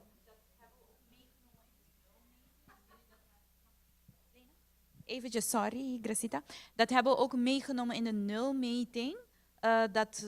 Dat je zag dat ze dan niet wisten dat ze apart naar het gerecht moesten voor gezamenlijk gezag. Omdat ze dachten, hey, ik heb hem erkend, dus dan heb ik gezag. Maar dat is niet vanzelfsprekend. En dat hebben we ook in de cursus gezegd, dat alle kinderen die voor september 2021 zijn geboren, moeten alsnog naar de rechter. Ik wilde je nog een vraag stellen en dat kwam bij mij op. Omdat op Aruba, we kennen wel sinds kort de geregistreerd partnerschap, maar dat was voorheen niet zo. Nu weten we met z'n allen dat er veel mensen gewoon samenwonen zonder te registreren. Als ze ooit een hypotheek hebben afgesloten, hebben ze wel een samenlevingscontract, omdat dat dan wordt verzorgd door de financiële instellingen. Maar dat wordt eigenlijk officieel nergens geregistreerd. Dus eigenlijk, behalve dan als we zo'n onderzoek doen, weten we niet wie dan samenwoont en uit elkaar gaat. Terwijl, als ik het zo hoor, dat de wet toch wel bedoeld is ook voor dit soort mensen. En dan worden deze mensen, als ze geen rechterlijke procedure starten, eigenlijk vallen ze een beetje... Of bij een jurist langs gaan. Ja, snap je? Dan vallen ze een klein beetje buiten de boot. Dus dat was wel mijn vraag aan jullie toe. Hoe jullie dan denken over dit soort gevallen. Maar anyway, de vraag. Sorry. Gaat dit ding uit? Hoort iedereen mij? De situatie, Ja? Oké, de goed. situatie in Aruba... Oh, excuus. Ja, ik stond al een tijdje, dus waarschijnlijk is het dat. Mevrouw Kenwood, u maakte net een opmerking over de voogdijraad. Kunt u de opmerking herhalen? Ja, nee, wat ik zei. En ik sta bij mijn opmerking. En ik weet dat er genoeg mensen zijn in van de voogdijraad, dus dat was heel bewust. Wat ik zei daarnet over het geval, wat dat had met de film te maken. En dat gaat om kinderen die ouder zijn dan 12. En in dit geval was het een tiener, ik schat van tussen de 15 en 16. En wat ik zei, en dat herhaal ik, als zo'n vader bij mij voor de kies, dus laten we zeggen vorig jaar aankwam en zei van ja, dit speelt en ik wil advies, dan is mijn advies en dan moet ik adviseren van kijk, we kunnen naar de rechter, we kunnen nakoming eisen, je kunt naar de voogdijraad, maar de voogdijraad stuurt ze stevast naar advocaten, dat weten we ook. En want die zegt van ja, dat kind is oud genoeg en daar ga ik niet tussen beiden komen, dus je zoekt het maar uit. Die komt bij mij en ik moet tegen die vader gaan zeggen van als dat kind erbij blijft staan, dat hij je niet wil zien en dat kind is boven de 12, die wordt gehoord. En vooral als hij 15 of 16 is, dat de rechter in 90% van de gevallen naar dat kind luistert. Ongeacht of er in dat rapport staat dat de moeder een dikke vinger in de pap heeft, want de recht gaat zeggen van ja, dat kind is oud genoeg en ik ga daar nu niet tussen beiden komen. En ik heb het niet over theoretisch, ik heb het meegemaakt. En ik heb meegemaakt dat pas jaren daarna, nadat er een uitspraak is, dat kind daarna gaat zeggen van ja, weet je, moeder had een dikke vinger in de pap en ik voelde me knam en ik wil het nu recht trekken. Oké, dank je voor de verheldering. De opmerking kwam net een beetje anders over, dus we hadden iets van wow. Nee, het is niet ho, het is... Ja? Dus dat terzijde. Buiten dat denk ik juist dat het kiesprogramma hier heel veel bij kan helpen. Want die is juist gericht op de kinderen. Om de stem van de kinderen te versterken. Dus dat gaat meer naar buiten komen. En ik denk dat ik ga even voor de opgeleide familiemediators spreken. In de training, via mevrouw Barbara, hebben we een stuk training gehad waarin heel duidelijk naar boven de pijnpunten van de ouders ook blootgelegd worden. Hè. Daar gaat best wel veel tijd aan besteed worden, zodat die pijnpunten een plek kunnen krijgen. En zodat ouders zich heel bewust zijn van wanneer ze een ouderschapsplan gaan opstellen, dan zijn dat afspraken waar je je aan gaat houden. Hè? Jullie staan er allebei achter, jullie hebben het allebei zelf verzonnen. Jullie zijn er allebei met de oplossingen gekomen en jullie gaan het allebei dragen. Met input van een kindplan. Ja, dat wilde ik even zeggen, maar ik onderbreek dat even, de want opmerking verkeerd had begrepen. Ik begrijp ook heel goed jullie reserves en kritische punten, begrijp ik heel goed. Het is alleen wel zo, weet je, dat het heel herkenbaar is met 20 jaar geleden in Nederland en dat het echt tijd nodig heeft. En dat wij nu ook, zeg maar, met z'n allen het juridisch veld en de jeugdzorg echt heel erg gericht zijn naar beide ouders van contact moet. En het is strafbaar om het contact met de andere ouder te blokkeren. En dat heb je niet morgen veranderd. Maar dat kan je wel degelijk veranderen. Want als het makkelijk was, dan was het al gebeurd. En het is complex, maar het is wel de moeite waard, vind ik. Ja, als ik nog iets mag zeggen. Ik ben bang dat het ook bijna niet meer te blokkeren is. Er wordt heel vaak gedacht dat kinderen geen contact hebben met de andere ouder. Maar tegenwoordig hebben we een mobiele telefoon. En ouders weten het vaak, vooral als kinderen 12 plus zijn, dat er wel degelijk contact is. We hebben van de week meegemaakt, een jongere komt bij ons binnen. Vader die schijnt al 5, 6 jaar geen contact te hebben gehad. Vader staat opeens bij ons voor de deur. Hoe die erachter is gekomen dat zijn kind is opgenomen, weten we niet. En hij geeft eigenlijk aan, ik heb al die tijd contact met mijn dochter gehad, maar de dochter die zegt het niet tegen moeder, want die wil moeder beschermen. Dus eigenlijk, volgens mij gebeurt dat bijna niet meer. Kinderen, ouders, die hebben andere manieren nu om toch dat contact te onderhouden. Dat betekent niet dat een kind het toegeeft aan een ouder waar het wel bij is op dat moment. Ja, goedemiddag, mijn naam is Talina. Ik werk bij Fondation Contra Violencia Relacional. Ik heb een vraagje eigenlijk, want eerder hebben we gesproken over de 3 fases. Dus ik wilde vragen over de eerste fase, dat eigenlijk kunnen de ouders het zelf regelen, maar krijgen ze ondersteuning en psycho-educatie gedurende deze fase ook, want ook ze hebben de steun ook nodig, denk ik.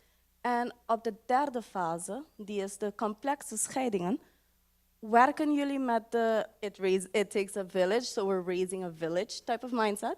Werken jullie met alle organisaties die complexe scheidingen krijgen, zoals die van huishoudelijk geweld? Ik denk dat we bij die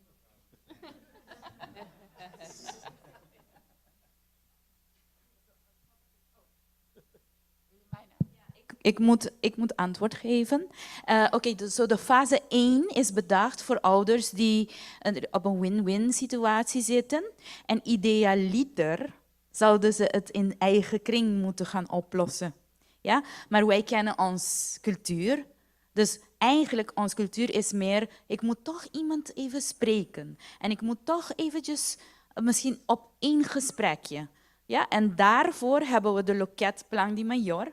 En Loket Plan di Major zal voorlopig huisvesting krijgen bij Centro Pahobing y Familia, waar alle andere hulporganisaties zijn zoals Tienda de Educación, er is volgens mij FADA, er zijn 6 verschillende organisaties aangebonden aan Centro para Joven en Familia. Dus als we moeten opschakelen, dus als ik zeg, oké, ik heb wel familiemediation gedaan, maar dan ga ik Naomi vragen, of dan ga ik Nicole vragen. Hey Nicole, kan je eventjes bij komen zitten? Ja? Maar in principe worden ze dan daar opgevangen, triage aan de voorkant, door verwijzing naar passend hulp. Hebben ze een workshop nodig? Yvonne is naast mij aan de andere kant, aan de andere deur.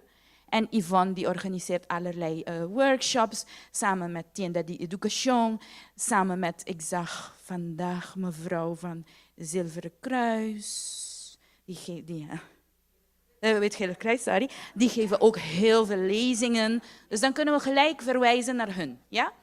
Degenen die in fase 2 zijn op een win-lose situation. En dan gaan we maximaal, dat moeten we nog bespreken in de commissie natuurlijk, of dat aan de hand van de studies, of dat genoeg is. Maximaal 5 sessies met een familiemediation. Dat gebeurt ook bij Loket Plan de Mayor.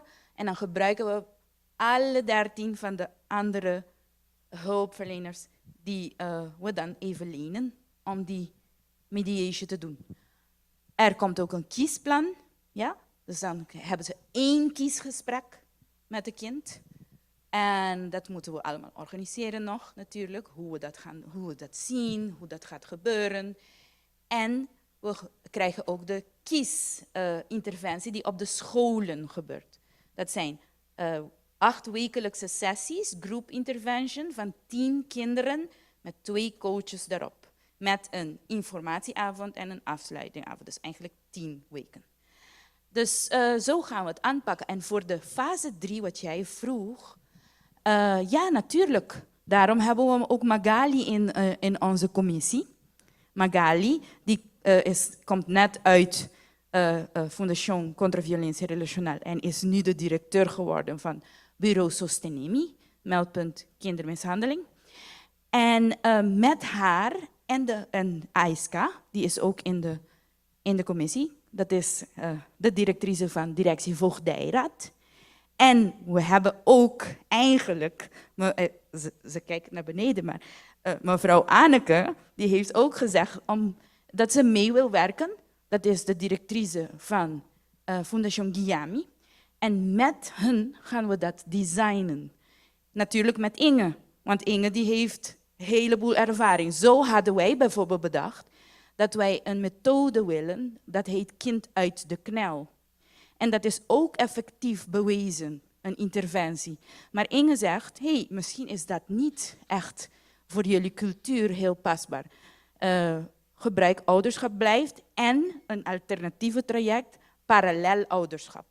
Maar dat gaan we dan samen designen. Er was iemand die nog... Mag ik nog even aanvullen, Michelle? Ja. Even vanuit Kiesgedacht zou ik graag nog willen meegeven om de fases daarin misschien iets meer los te laten. En te kijken vanuit de gedachte, we gunnen volgens mij elk kind een stem bij scheiding. En ook begeleiding als het kind dat zelf wil en die hulp. Dus we willen niet liever wachten totdat er eerst problemen zijn. Een scheiding is voor elk kind een verlies en een moeilijke situatie. Dus hoe mooi zou het zijn als we elk kind bij scheiding die stem kunnen geven door het bij de kiesmediator dat kindgesprek te mogen voeren en een tijdje daarna met lotgenoten die ook zo'n situatie meemaken hun gevoelens te mogen delen.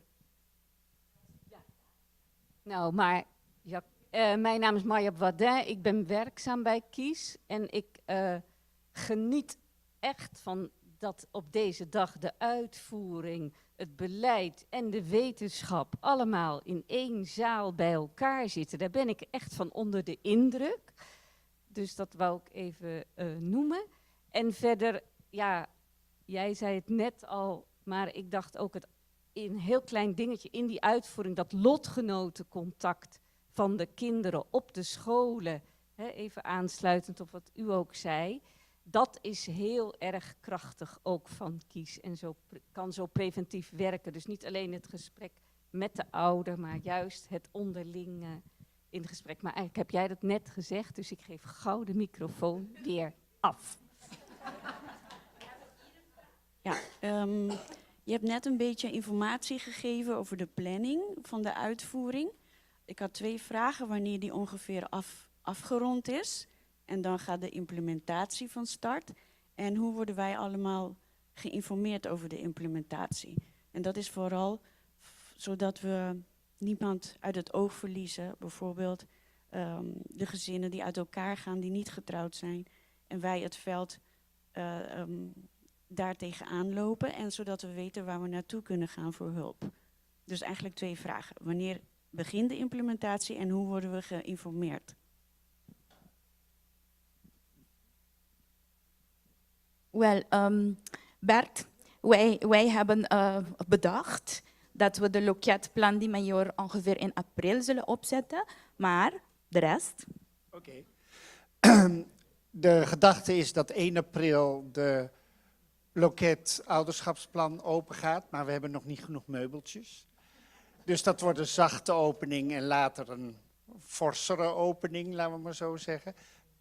Daarnaast is er op 21 april zitten we met alle mediators weer samen om uit te gaan leggen wat worden de volgende stappen. De volgende stappen worden onder andere dat we per organisatie van de ketenzorg gaan we kijken hoe gaan we het implementeren en hoe gaan we dat met de mediators en hun directeur, hoe gaan we dat vormgeven.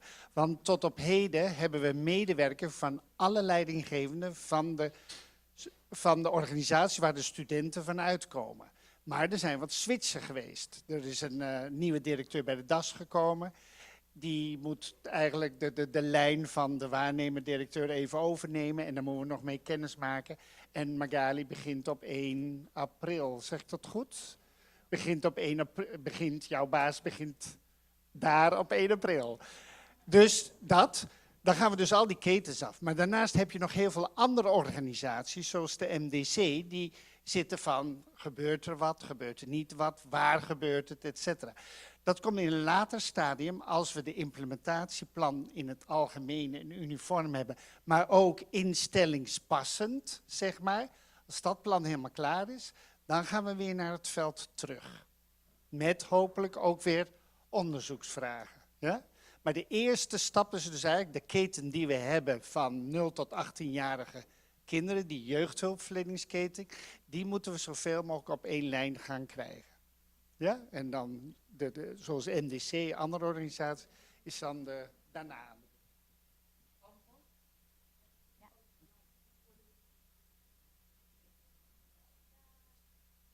Dat hoor je nog.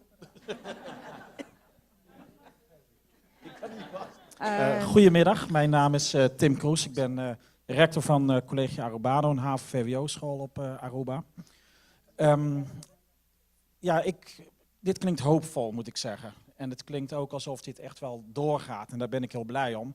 Want als schoolleider maken we dit gewoon dagelijks mee. Dat leerlingen lijden onder het feit dat ze uit gebroken gezinnen komen. Dat het band tussen vader en moeder met het kind niet altijd goed is. En wat ook hun leerresultaten niet ten goede komt. Het kiesproject, ik denk dat het heel goed is. Maar wat ga ik daar straks als schoolleider binnen mijn school van merken? Nou hoorde ik net, er komen coaches. Een van mijn collega's heeft meegedaan aan de training. Is hij de coach of komen de coaches van buiten? En wat voor middelen krijgen wij ook als school om dit echt goed te implementeren? Want als het weer uit eigen middelen moet komen, dan gaat het niet gebeuren. En dat zou heel jammer zijn. Ja? Ja, zeker, ja. Nou ja, wat wij ook onze kiescoaches meegeven is om bijvoorbeeld ook een presentatie te geven aan het team van docenten. Om dus ook te vertellen wat kies is en wat hun rol hier dan in kan zijn. Want ik denk juist die leerkracht of die docent staat het dichtste bij het kind op de school en heeft dus ook een signalerende rol. En kan dus ook de schakel zijn om als ze zien van er is daar iets aan de hand of er is sprake van een mogelijke scheiding om dan door te verwijzen. Nou, in Nederland is het zo dat we dan samenwerken met kiescoaches die dus binnen de school werkzaam zijn. Dus die zijn docent en hebben daarnaast uren gekregen om kies te mogen geven. Maar we werken ook met mensen buiten de school, bijvoorbeeld vanuit jeugdhulpverlening of Centrum Jeugd en Gezin, zoals dat dan in Nederland heet, die de school kan inhuren. En bij ons is het zo geregeld dat dat een beschikking krijgt, waardoor het kosteloos is voor de school en voor ouders. Want dat is denk ik heel erg belangrijk, hè? Dat er enerzijds dat het kosteloos is en anderzijds dat die uren ook beschikbaar zijn, terechte opmerking, dat de mensen die het moeten uitvoeren ook de mogelijkheid krijgen om dit te doen. En ik denk, Michelle en ik hebben ook hierna nog een overleg deze week om goed met elkaar te kijken en dus ook mee te denken over wat is daar dan voor nodig om het ook daadwerkelijk uit te kunnen voeren. Mag ik daar dan dit aan toevoegen? En volgens mij herhaal ik iets wat iemand eerder zei. Die leerkrachten, die scholen, dat is het brandpunt van onze buurten. Lagere scholen, daar komen kinderen, daar komen ouders, daar komen grootouders. Daar zitten professionele opvoeders, ik heb het IPA al genoemd. En wat we echt aan moeten werken op Aruba is de integratie van schoolmaatschappelijk werk in de scholen. En in die zin kun je dus eigenlijk niet verwachten, want ik ken je goed genoeg. In die zin kun je dus niet verwachten dat we met een zak geld komen van en nou kun je dit doen. Nee, we moeten gaan nadenken over hoe het schoolmaatschappelijk werk op Aruba is georganiseerd. En dat is niet effectief. Nee, natuurlijk niet. Nee, ja, precies.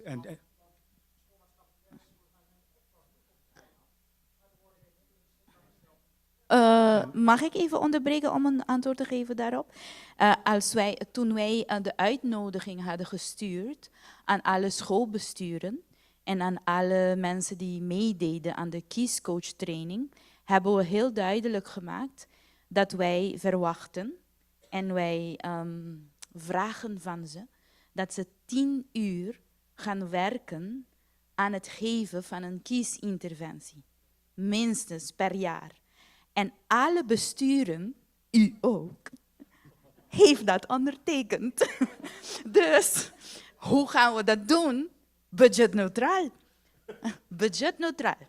Dus die 10 uren moeten of 50-50, hadden we gezegd, toch, in die brief. Het moet 50-50, dus 50% van de school, 50% van eigen tijd. Of je kan het anders met jouw medewerker bespreken. Maar, ja. Over de implementatie zijn we al in gesprek met de minister van Onderwijs, de directie Onderwijs, de inspectie Onderwijs, om te gaan berekenen hoeveel dat zou kosten om een toelage te geven aan de kiescoaches.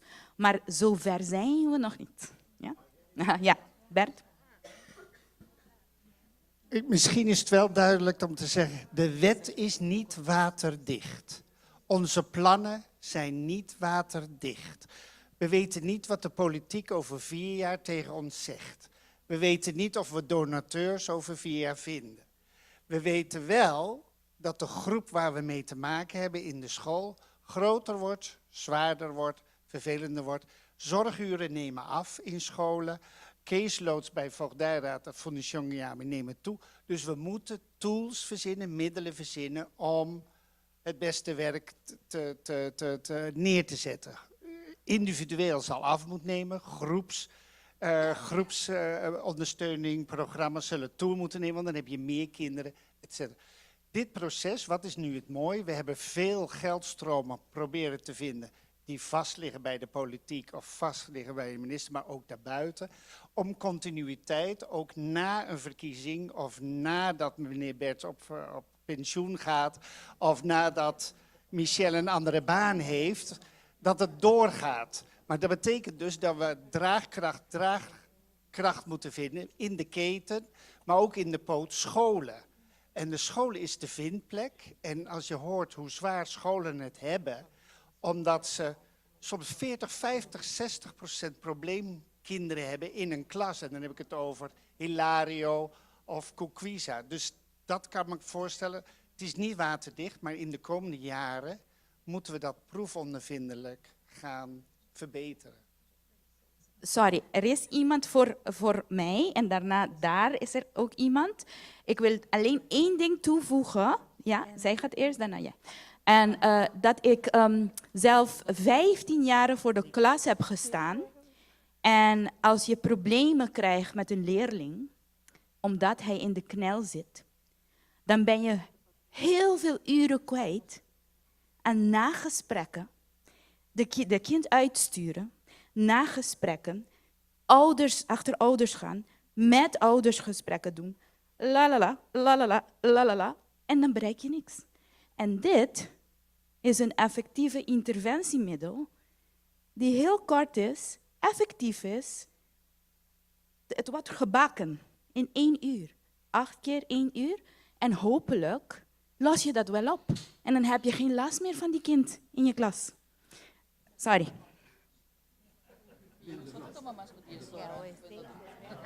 Goedemiddag, mijn naam is Sherma Kroes. Ik zit bij de personeelsfunctionaris van de DIMAS, ja, 14 jaar. Ik ben eigenlijk niet helemaal in de sociaal veld, maar wel hebben we het sociale problemen, ja, ook psycholoog een beetje. Maar ik denk, eigenlijk mijn vraag, als ik zeker heeft goed gehoord bij meneer Berts, dat eigenlijk andere instellingen ook bij getrokken zal worden. Maar mijn vraag was meer over de betrokkenheid van de HR's, dus van de personeelfunctionaris. Want eigenlijk als je een probleem binnenkrijgt, het eigenlijk mag niet daar blijven. Eigenlijk moeten wij eigenlijk meer informatie krijgen of begeleiding om dat door te kunnen wijzen. En misschien dat is mijn vraag. Hoe is de betrokkenheid hier bij de HR's? Zoals wij al hebben gezegd, Bert heeft dat al gezegd, we moeten bruggen gaan leggen. Maar onze eerste bruggen zijn degene die dit gaan designen met ons. En dan de volgende brug natuurlijk moet zijn de personen die het zien, de vindplekken. Ja? Oké, mevrouw. Buon tardi, mijn naam is Jelan Bontekoek. Ik ben van de directie Voogdijraad. En we hadden het eerder over de minderjarigen die niet op bezoek willen gaan bij de andere ouder. Bij de voogdijraad, als die niet willen gaan, worden die doorverwezen naar onze interne psycholoog voor een verder onderzoek om te zien of er gegronde redenen zijn waarom het kind niet naar de andere ouder wil gaan. En als er geen redenen zijn, dan worden die kinderen of die gezinnen eigenlijk naar de hulpverlenende instanties doorverwezen. Maar we weten dat die hele lange wachtlijsten hebben. Dus we wachten maandenlang, uitstel achter uitstel wordt verzorgd bij het gerecht. Waardoor we tot een punt komen waar we een advies moeten geven zonder dat er enige hulpverlening ingeschakeld was. Dus er moet heel veel aandacht besteed gaan worden bij de hulpverlenende instanties, bijvoorbeeld in de education of sociale zaken, zodat er genoeg personeel is dat ze deze hulpverlening kunnen geven. Want anders hebben we al die goede intenties, maar we kunnen nergens naartoe omdat er geen hulp ingeschakeld wordt. Mag ik daar even op reageren? Ik moet even schakelen, want ik wil niet papierment zeggen, sorry. U geeft aan dat dus uiteindelijk die kinderen bij u komen en dan naar een psycholoog gaan. Maar het begint daarvoor al, hè? Er wordt gedraaid, in Nederland ook, hè? Er wordt gedraaid aan de knoppen van de kinderen, maar je moet draaien aan de knoppen van de ouders. Want als je aan de knoppen van de ouders draait, kom je makkelijker bij die kinderen. Het probleem is niet de kinderen, het probleem is de ouders. De ouders liggen in conflict. Het conflict ligt bij de ouders. Op het moment dat je aan die knoppen van de kinderen gaat draaien, het kind wil niet naar vader of moeder. Dat heeft een reden, ja, daar wil je achter komen. Maar vaak ligt de oorzaak bij het conflict wat bij de ouders ligt.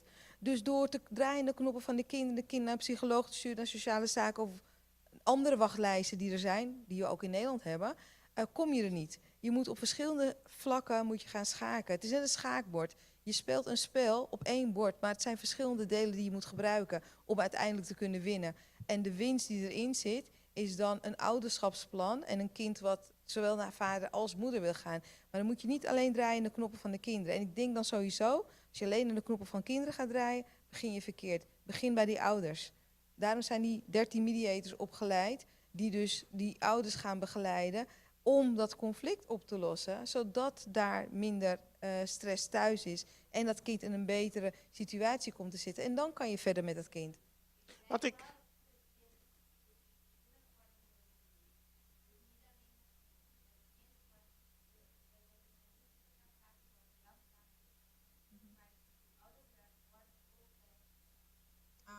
Dus het is wel een systemische benadering.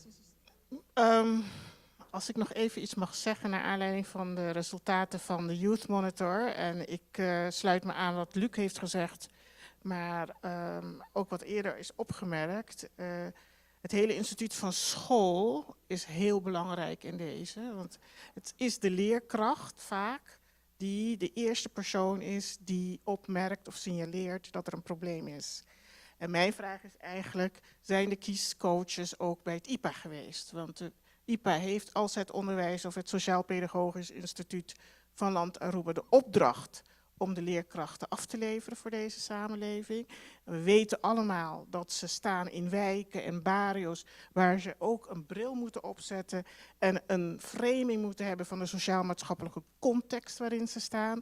Zij zijn het die in de klas opmerken dat een kind niet goed functioneert, de prestaties niet levert en moeten in staat zijn die social agency te hebben. Waar is IPA in deze? Het moet in het curriculum ingebed worden dat ze naast het feit dat ze een opdracht hebben om eindkwalificaties, rekenen, taal, whatever, aan te leren, dat ze ook in staat zijn te focussen, in te schatten waar dat kind vandaan komt. De multiculturele, ja, ik hou niet van om Paul Scheffer aan te citeren in deze context, maar er is bijna een multiculturele drama gaande op Aruba.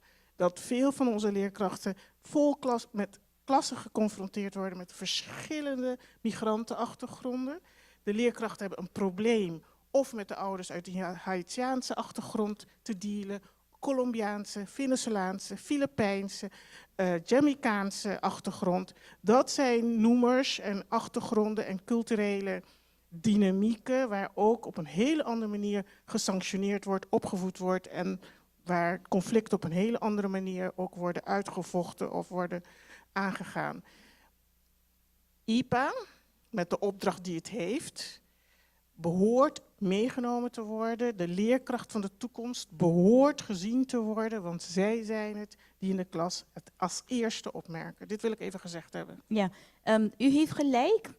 Als we uiteindelijk onze pilot hebben gedraaid en we weten waar we moeten tweaken, dan moeten we verder. Het moet een ripple effect zijn.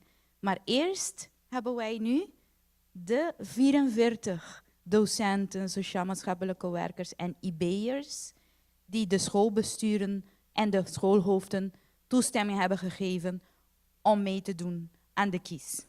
Ja.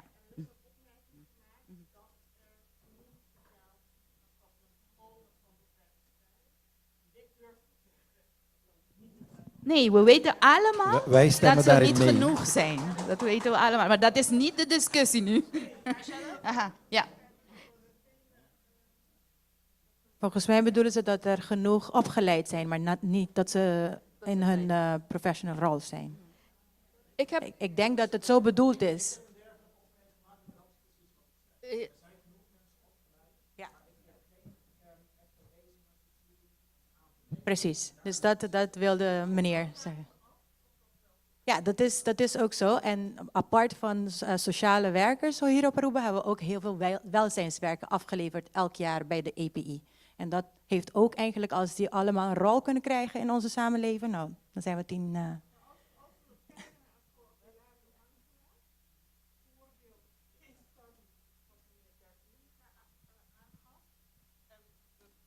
Of we interviewen de managers van Hilario Angela, dan is er bijna een drama gaande. Het is een buurtschooltje met weinig middelen, met de grootste sociaal-emotionele problematiek die je maar kan bedenken. En ik vind het schandalig dat binnen het Koninkrijk van Nederland dit nog voorkomt. Het kan haast niet. Ja, maar dan gaan we niet uit. Ja, want we dwalen af. We hebben genoeg problemen die we willen aanpakken op het eiland. Maar nu focussen we op één doelgroep die het ook nodig heeft. En die heel lang heeft geknokt om gehoord te worden. Dankjewel. Oké, ik heb een praktische vraag. Michelle? Ja. En die antwoord, ik wachtte erop, maar ik krijg het maar niet. Dus ik zal die vraag maar stellen. Hebben jullie een idee of hebben jullie richtlijnen voor wat betreft wachttijden? Dus als een familie wordt aangemeld, er zijn 13 begeleiders. Wat denken jullie dat reële wachttijden zal zijn? Wij zullen niet de deur openen voor iedereen in één keer. Wij gaan het afbakkenen. In de commissie hadden we het over 60 gezinnen in een jaar dat we gaan helpen. We gaan het afbakkenen en kijken hoe het gaat. En dan kunnen we dan heel goed zien waar het snel gaat, waar het langzaam gaat, waar moeten we versterking in hebben, et cetera, et cetera. Zeg ik het verkeerd, Bert? Dan heb ik een vervolgvraag. Aha. Ja?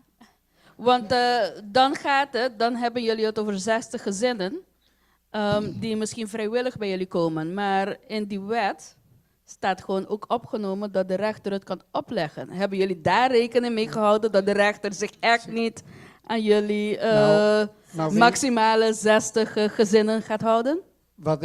Waar ik op kan antwoorden, je hebt gelijk, wachtlijst is een probleem. Als ik nu naar het OC kijk, we hebben soms in dit geval voor de jongensgroep, hebben we een wachtlijst van een half jaar tot een jaar. Voogdijraad heeft wachtlijst, DAS heeft wachtlijst. Dat wachtlijst is een groot probleem. Wat wij als voortgezet ouderschapscommissie kunnen doen, is zeggen dit is wat we willen. Wachtlijsten zijn een probleem, maar met z'n allen zijn de leidinggevenden ook verantwoordelijk van hoe kunnen we wachtlijsten terugdringen. Tegelijkertijd hebben we daar mensen voor nodig, middelen voor nodig, etc. Willen wij bij een nieuwe regering over 3 jaar, over 4 jaar, met uitkomsten van onderzoek 2 in onze hand, argumenten hebben om te zeggen, maatschappelijk werk, zorgscholen, ik noem het even zorgscholen, wachtlijsten. Willen we zeggen van de schade voor het land Aruba kost zo en zoveel, kijk eens, dit is een deel van een onderzoek. Andere zijn onderzoek. Zoveel kost het de maatschappij met wachtlijsten, tekorten aan dit, et cetera. Een oplossing zou dit zijn en dan hoort de begroting. Onderzoeken moeten aangeven, argumenten verzamelen. Tegelijkertijd moeten we de pilot zorgen dat het gaat lopen. Want doen we geen pilot, hebben we over 3 jaar ook nog geen argumenten. Dus we moeten beginnen. En de zorgwachtlijsten, het klopt. Als coördinator en als Bert ben ik daarin gefrustreerd. Maar niks doen kan ook niet. Dat begrijp ik, maar... Ja, klopt. Michelle, ik had ook nog een andere vraag. Ja, omdat we toch hier met z'n allen zijn. Ik wil eerst zeggen, omdat misschien daar over de indruk verkeerd kan overkomen. Ik spreek nu ook voor Doris. Kijk, we zijn... Nee, kijk, als mensen behoren tot de Arubaanse cultuur, heb ik echt in mijn hartje hoop dat het goed komt. Dat dit lukt. Dat is niet het probleem.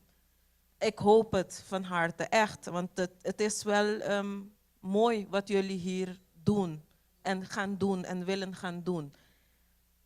Als juriste, 2 rollen, heb ik toch vragen. Bijvoorbeeld, in de wet staat dat de rechter kan weigeren een echtscheiding aan te nemen als de ouders dan geen ouderschapsplan hebben ingeleverd. Als jurist heb ik daar heel veel moeite mee. Waarom? Het getrouwd zijn en blijven. Ik wil niet dat dit verkeerd overkomt. Het gezag, omgang, overblijfplaats, alimentatie is een nevenvoorziening van de echtscheiding. Right?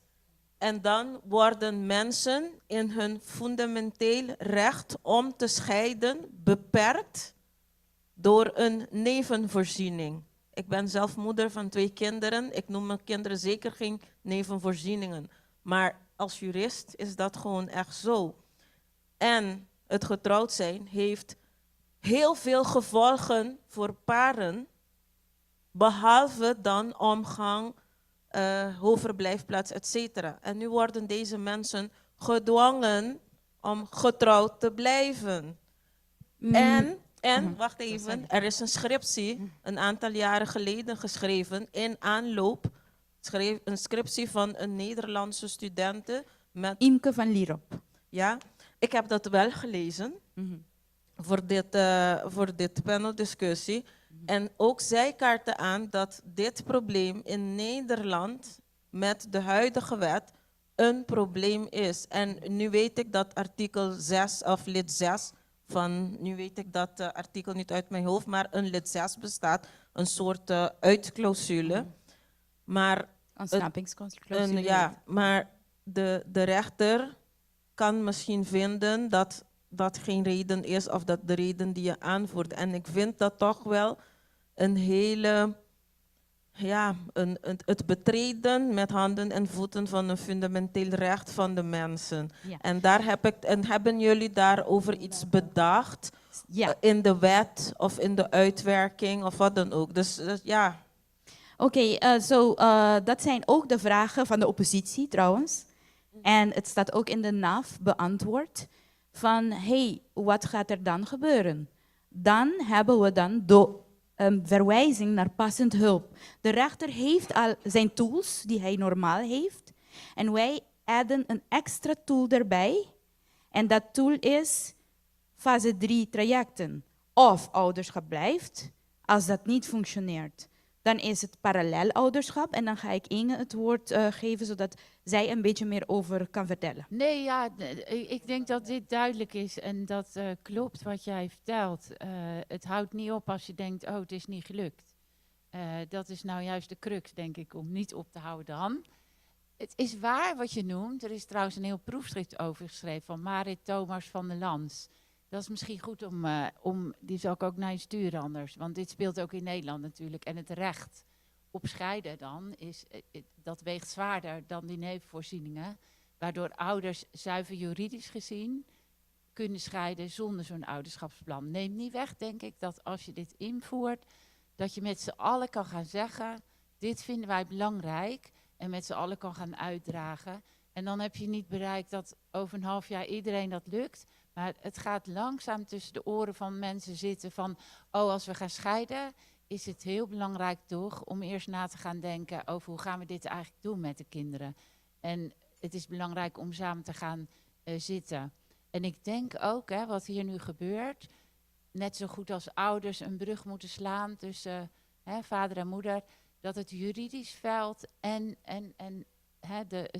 het zorgsysteem ook een brug moeten gaan slaan.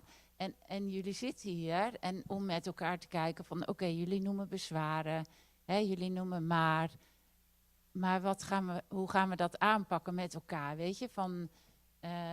Want het is belangrijk dat jullie dit noemen, ook dat punt in de wet wat niet helemaal, wat toch voor een probleem kan zorgen. Ik denk eerlijk gezegd dat je, als het gaat om complexe scheidingen, kan je het niet juridisch helemaal dichttimmeren. En het blijft een kleine groep, denk ik, wat je ook doet, die voor problemen zorgt. Maar op Aruba denk ik dat die groep zeker kleiner kan worden door ondersteuning te bieden.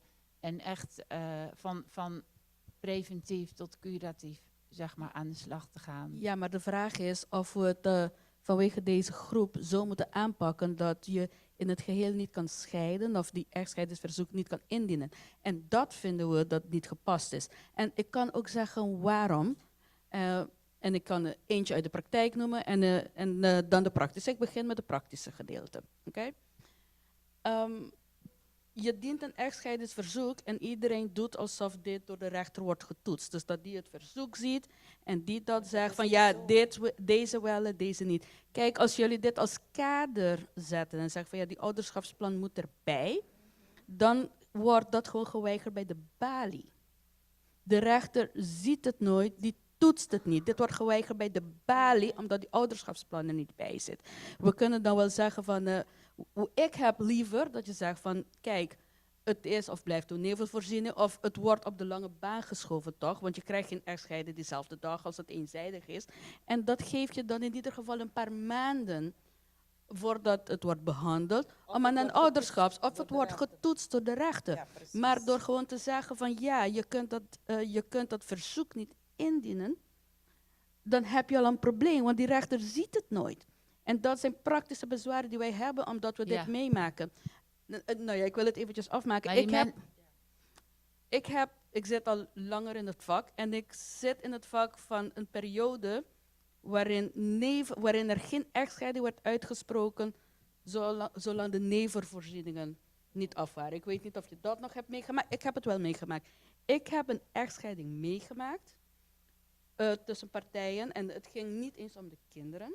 Het ging om een nevenvoorziening en het ging om een echtpaar die onder huwelijkse voorwaarden getrouwd was. Je zou denken van walk in the park. Alleen maar alimentatie en kijken of er wat gemeenschappelijks is. Wel, die echtscheiding heeft 3 jaar geduurd. Ik begon aan die echtscheiding als stagiaire en ik was stagiaire af en ze waren nog steeds niet gescheiden. En dat was omdat het complexer werd en deze mensen waren gewoon 3 jaar aan elkaar veroordeeld en gelukkig getrouwd. Nou ja, het was wel een goed excuus voor de man bij elke vriendin van it's not me, it's them. Maar dit zijn praktische bezwaren die we ooit in het verleden hebben gehad, die we eruit hebben gehaald door te zeggen van ja, we spreken een echtscheiding uit en die nevenvoorzieningen, daar komen we wel aan toe en die behandelen we apart. En ik vrees dat we weer teruggaan naar een praktijk waar we eerst nevenvoorzieningen moeten afhandelen voordat we gaan scheiden. En dat wordt problematisch. En ik weet het, want ik heb het meegemaakt. Problematisch voor wie? Het wordt problematisch voor partijen. Kijk, jullie, en met alle respect, ik weet dat het idee is van kind centraal en kind voorop.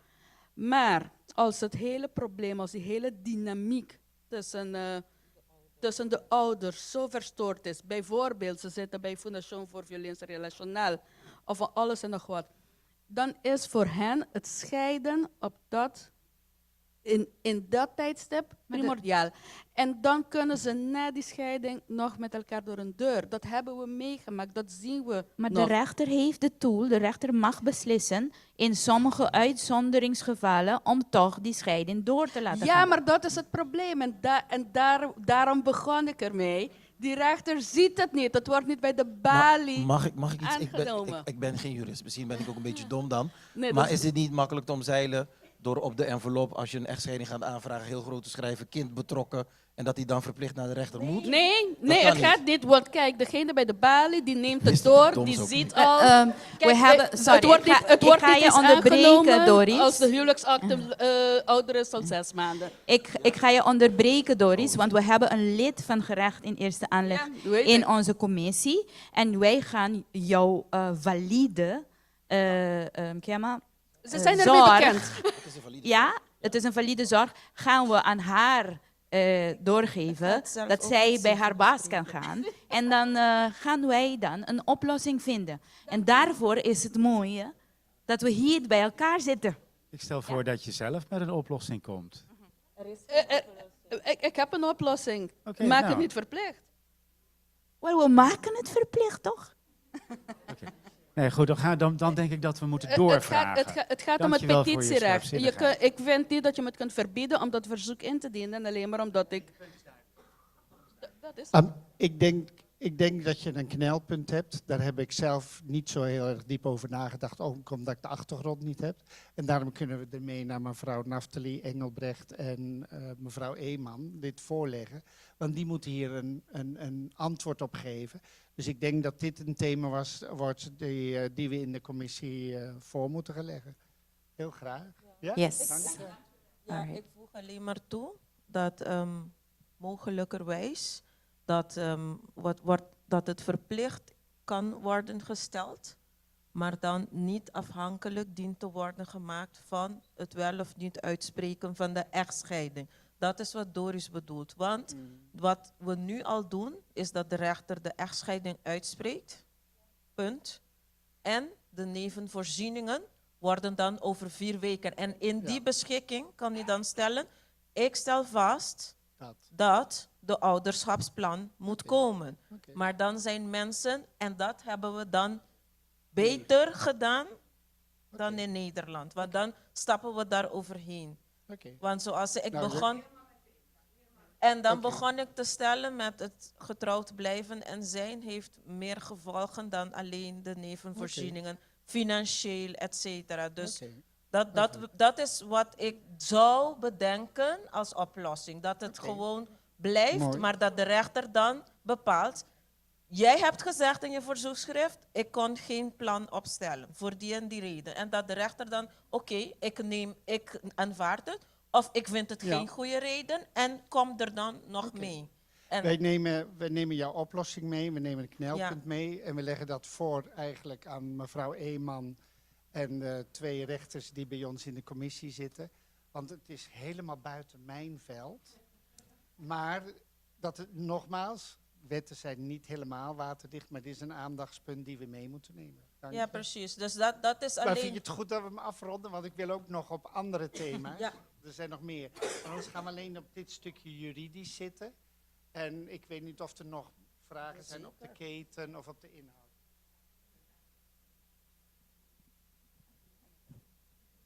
Gaan we naar de laatste vragen? Laatste 2 vragen? Oké. Goedemiddag.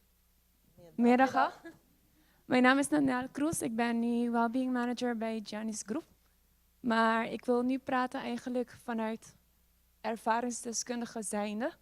Dus Mamisa, als kind zijnde, die ongescheiden gescheiden ouders.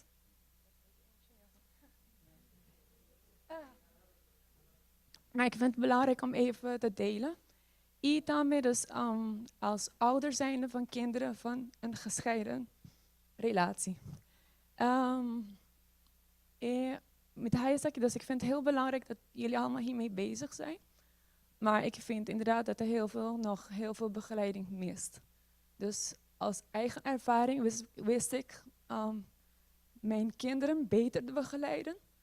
Maar ik wacht al jaren op psychologische hulp. Er komen ook financiële problemen. Judgment, dus veel verwachtingen.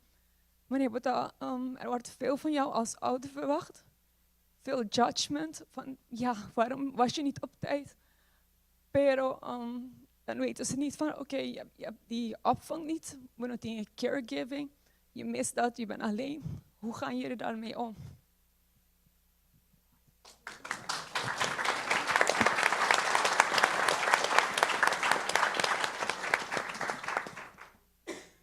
Mag ik daarop reageren?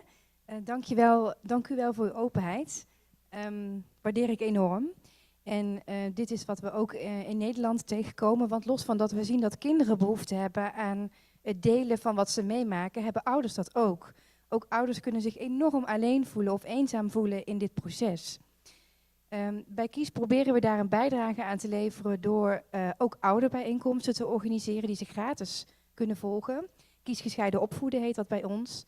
En dat zijn 4 bijeenkomsten waarin je als ouder alleen kan deelnemen. Dus je hoeft niet als beide exen zeg maar deel te nemen of beide ouders. Waarin er dus ruimte is om ook elkaar te steunen en te kijken wat heb ik dan nodig om mij heen. Om hier voor mezelf goed mee om te kunnen gaan. En er ook voor mijn kinderen te kunnen zijn. Want het is een heel emotioneel proces. En dat hoef je niet alleen te doen.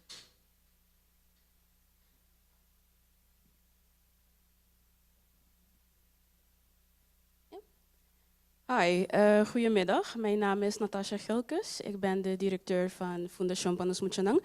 Ik heb een vraagje aan dokter Inge.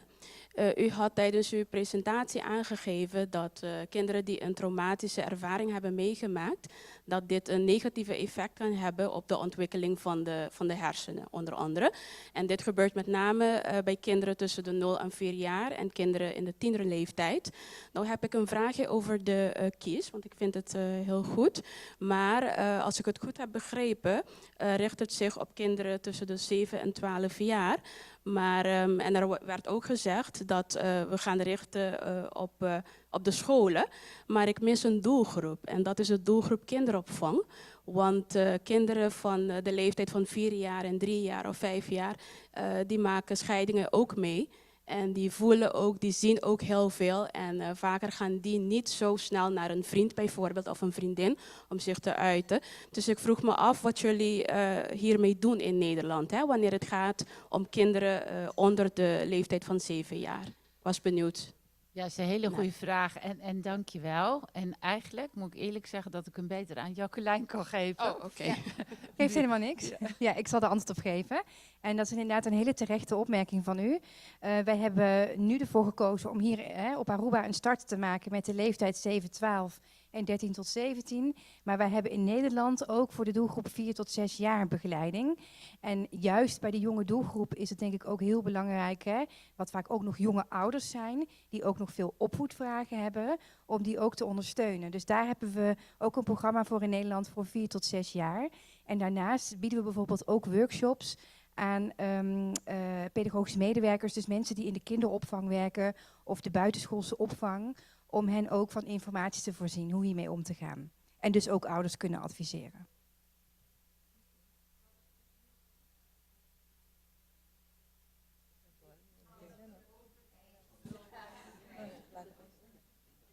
Zo is het in... ja, ik denk terecht, hè. Zo is het in Nederland ook gegaan. Je moet ergens beginnen. Wij zijn in Nederland ook klein begonnen, hè, zoals ook in de presentatie van Nelly. We moeten ergens met elkaar bestarten en dat zaadje gaan planten. En dat heeft tijd nodig. En uiteindelijk door de jaren heen zijn er mogelijkheden om nog meer werkvelden met elkaar te verbinden. En kun je gaan bouwen aan dat dorp, hè, waar we het zo met elkaar over hebben gehad. Maar het heeft ook tijd nodig.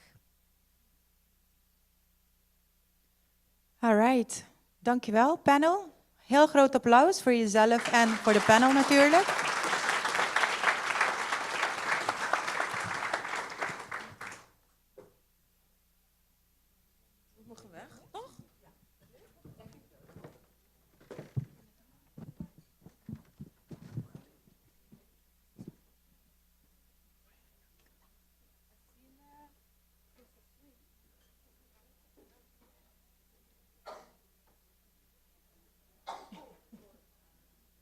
Nou, dat was wel pittig.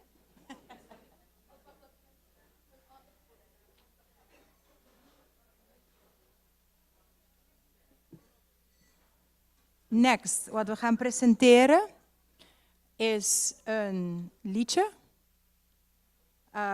Die compositie en zanger is Edseline Figueroa. De arranger en ook zanger is Francis Tromp. En het is de jingle van Plan Di Mayor.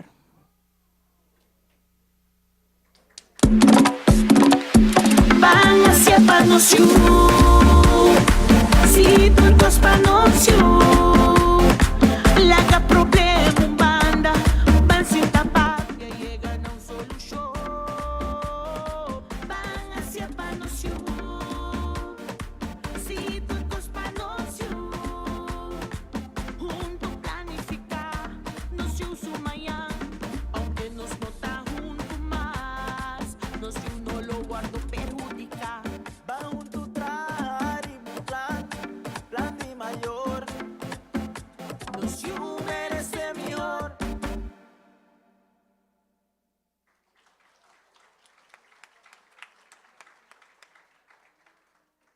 Nou, dankjewel. Op Aruba vinden we het altijd leuk om te zingen en te dansen, dus zo uiten we dingen. Nou, dat was het voor vandaag. Ik wil heel erg bedanken even aan een aantal personen. Een dank gaat naar de minister van Justitie en Veiligheid, Dylan Yesilgos Zegerius. Ik hoop dat ik het goed zeg. Voor de subsidie die het mogelijk maakt om projecten op Plan Di Mayor uit te voeren. Ook heel erg bedankt aan de ministeries van Algemene Zaken, Justitie en Sociale Zaken, Onderwijs en Sport van Aruba in samenwerking met de ministerraad, CD Aruba en Commissie Voortgezet Ouderschap Plan Di Mayor. En last but not least wil ik een hele grote applaus voor Michelle Steenvoorde-Laclay, die er alles heeft aan gedaan met passie, visie, heel veel liefde. Zij heeft zelf een keer gezegd, waar een wil is, is een weg. Dus there you go.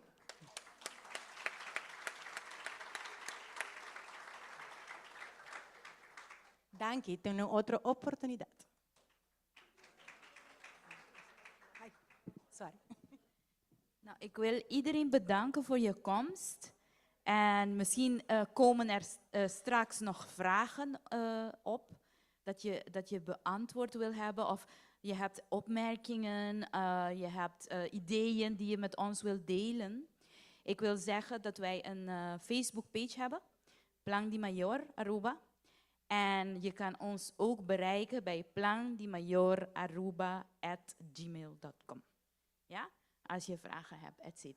Ik wou ook het team bedanken die ons heeft geholpen vandaag. Die jullie hebben geregistreerd. Die jullie hebben, de gastvrouw en gastheren, die ons hebben geholpen. Het is een samenwerking van verschillende ministeries. Een paar mensen van Departamento di Cultura hebben geholpen vandaag.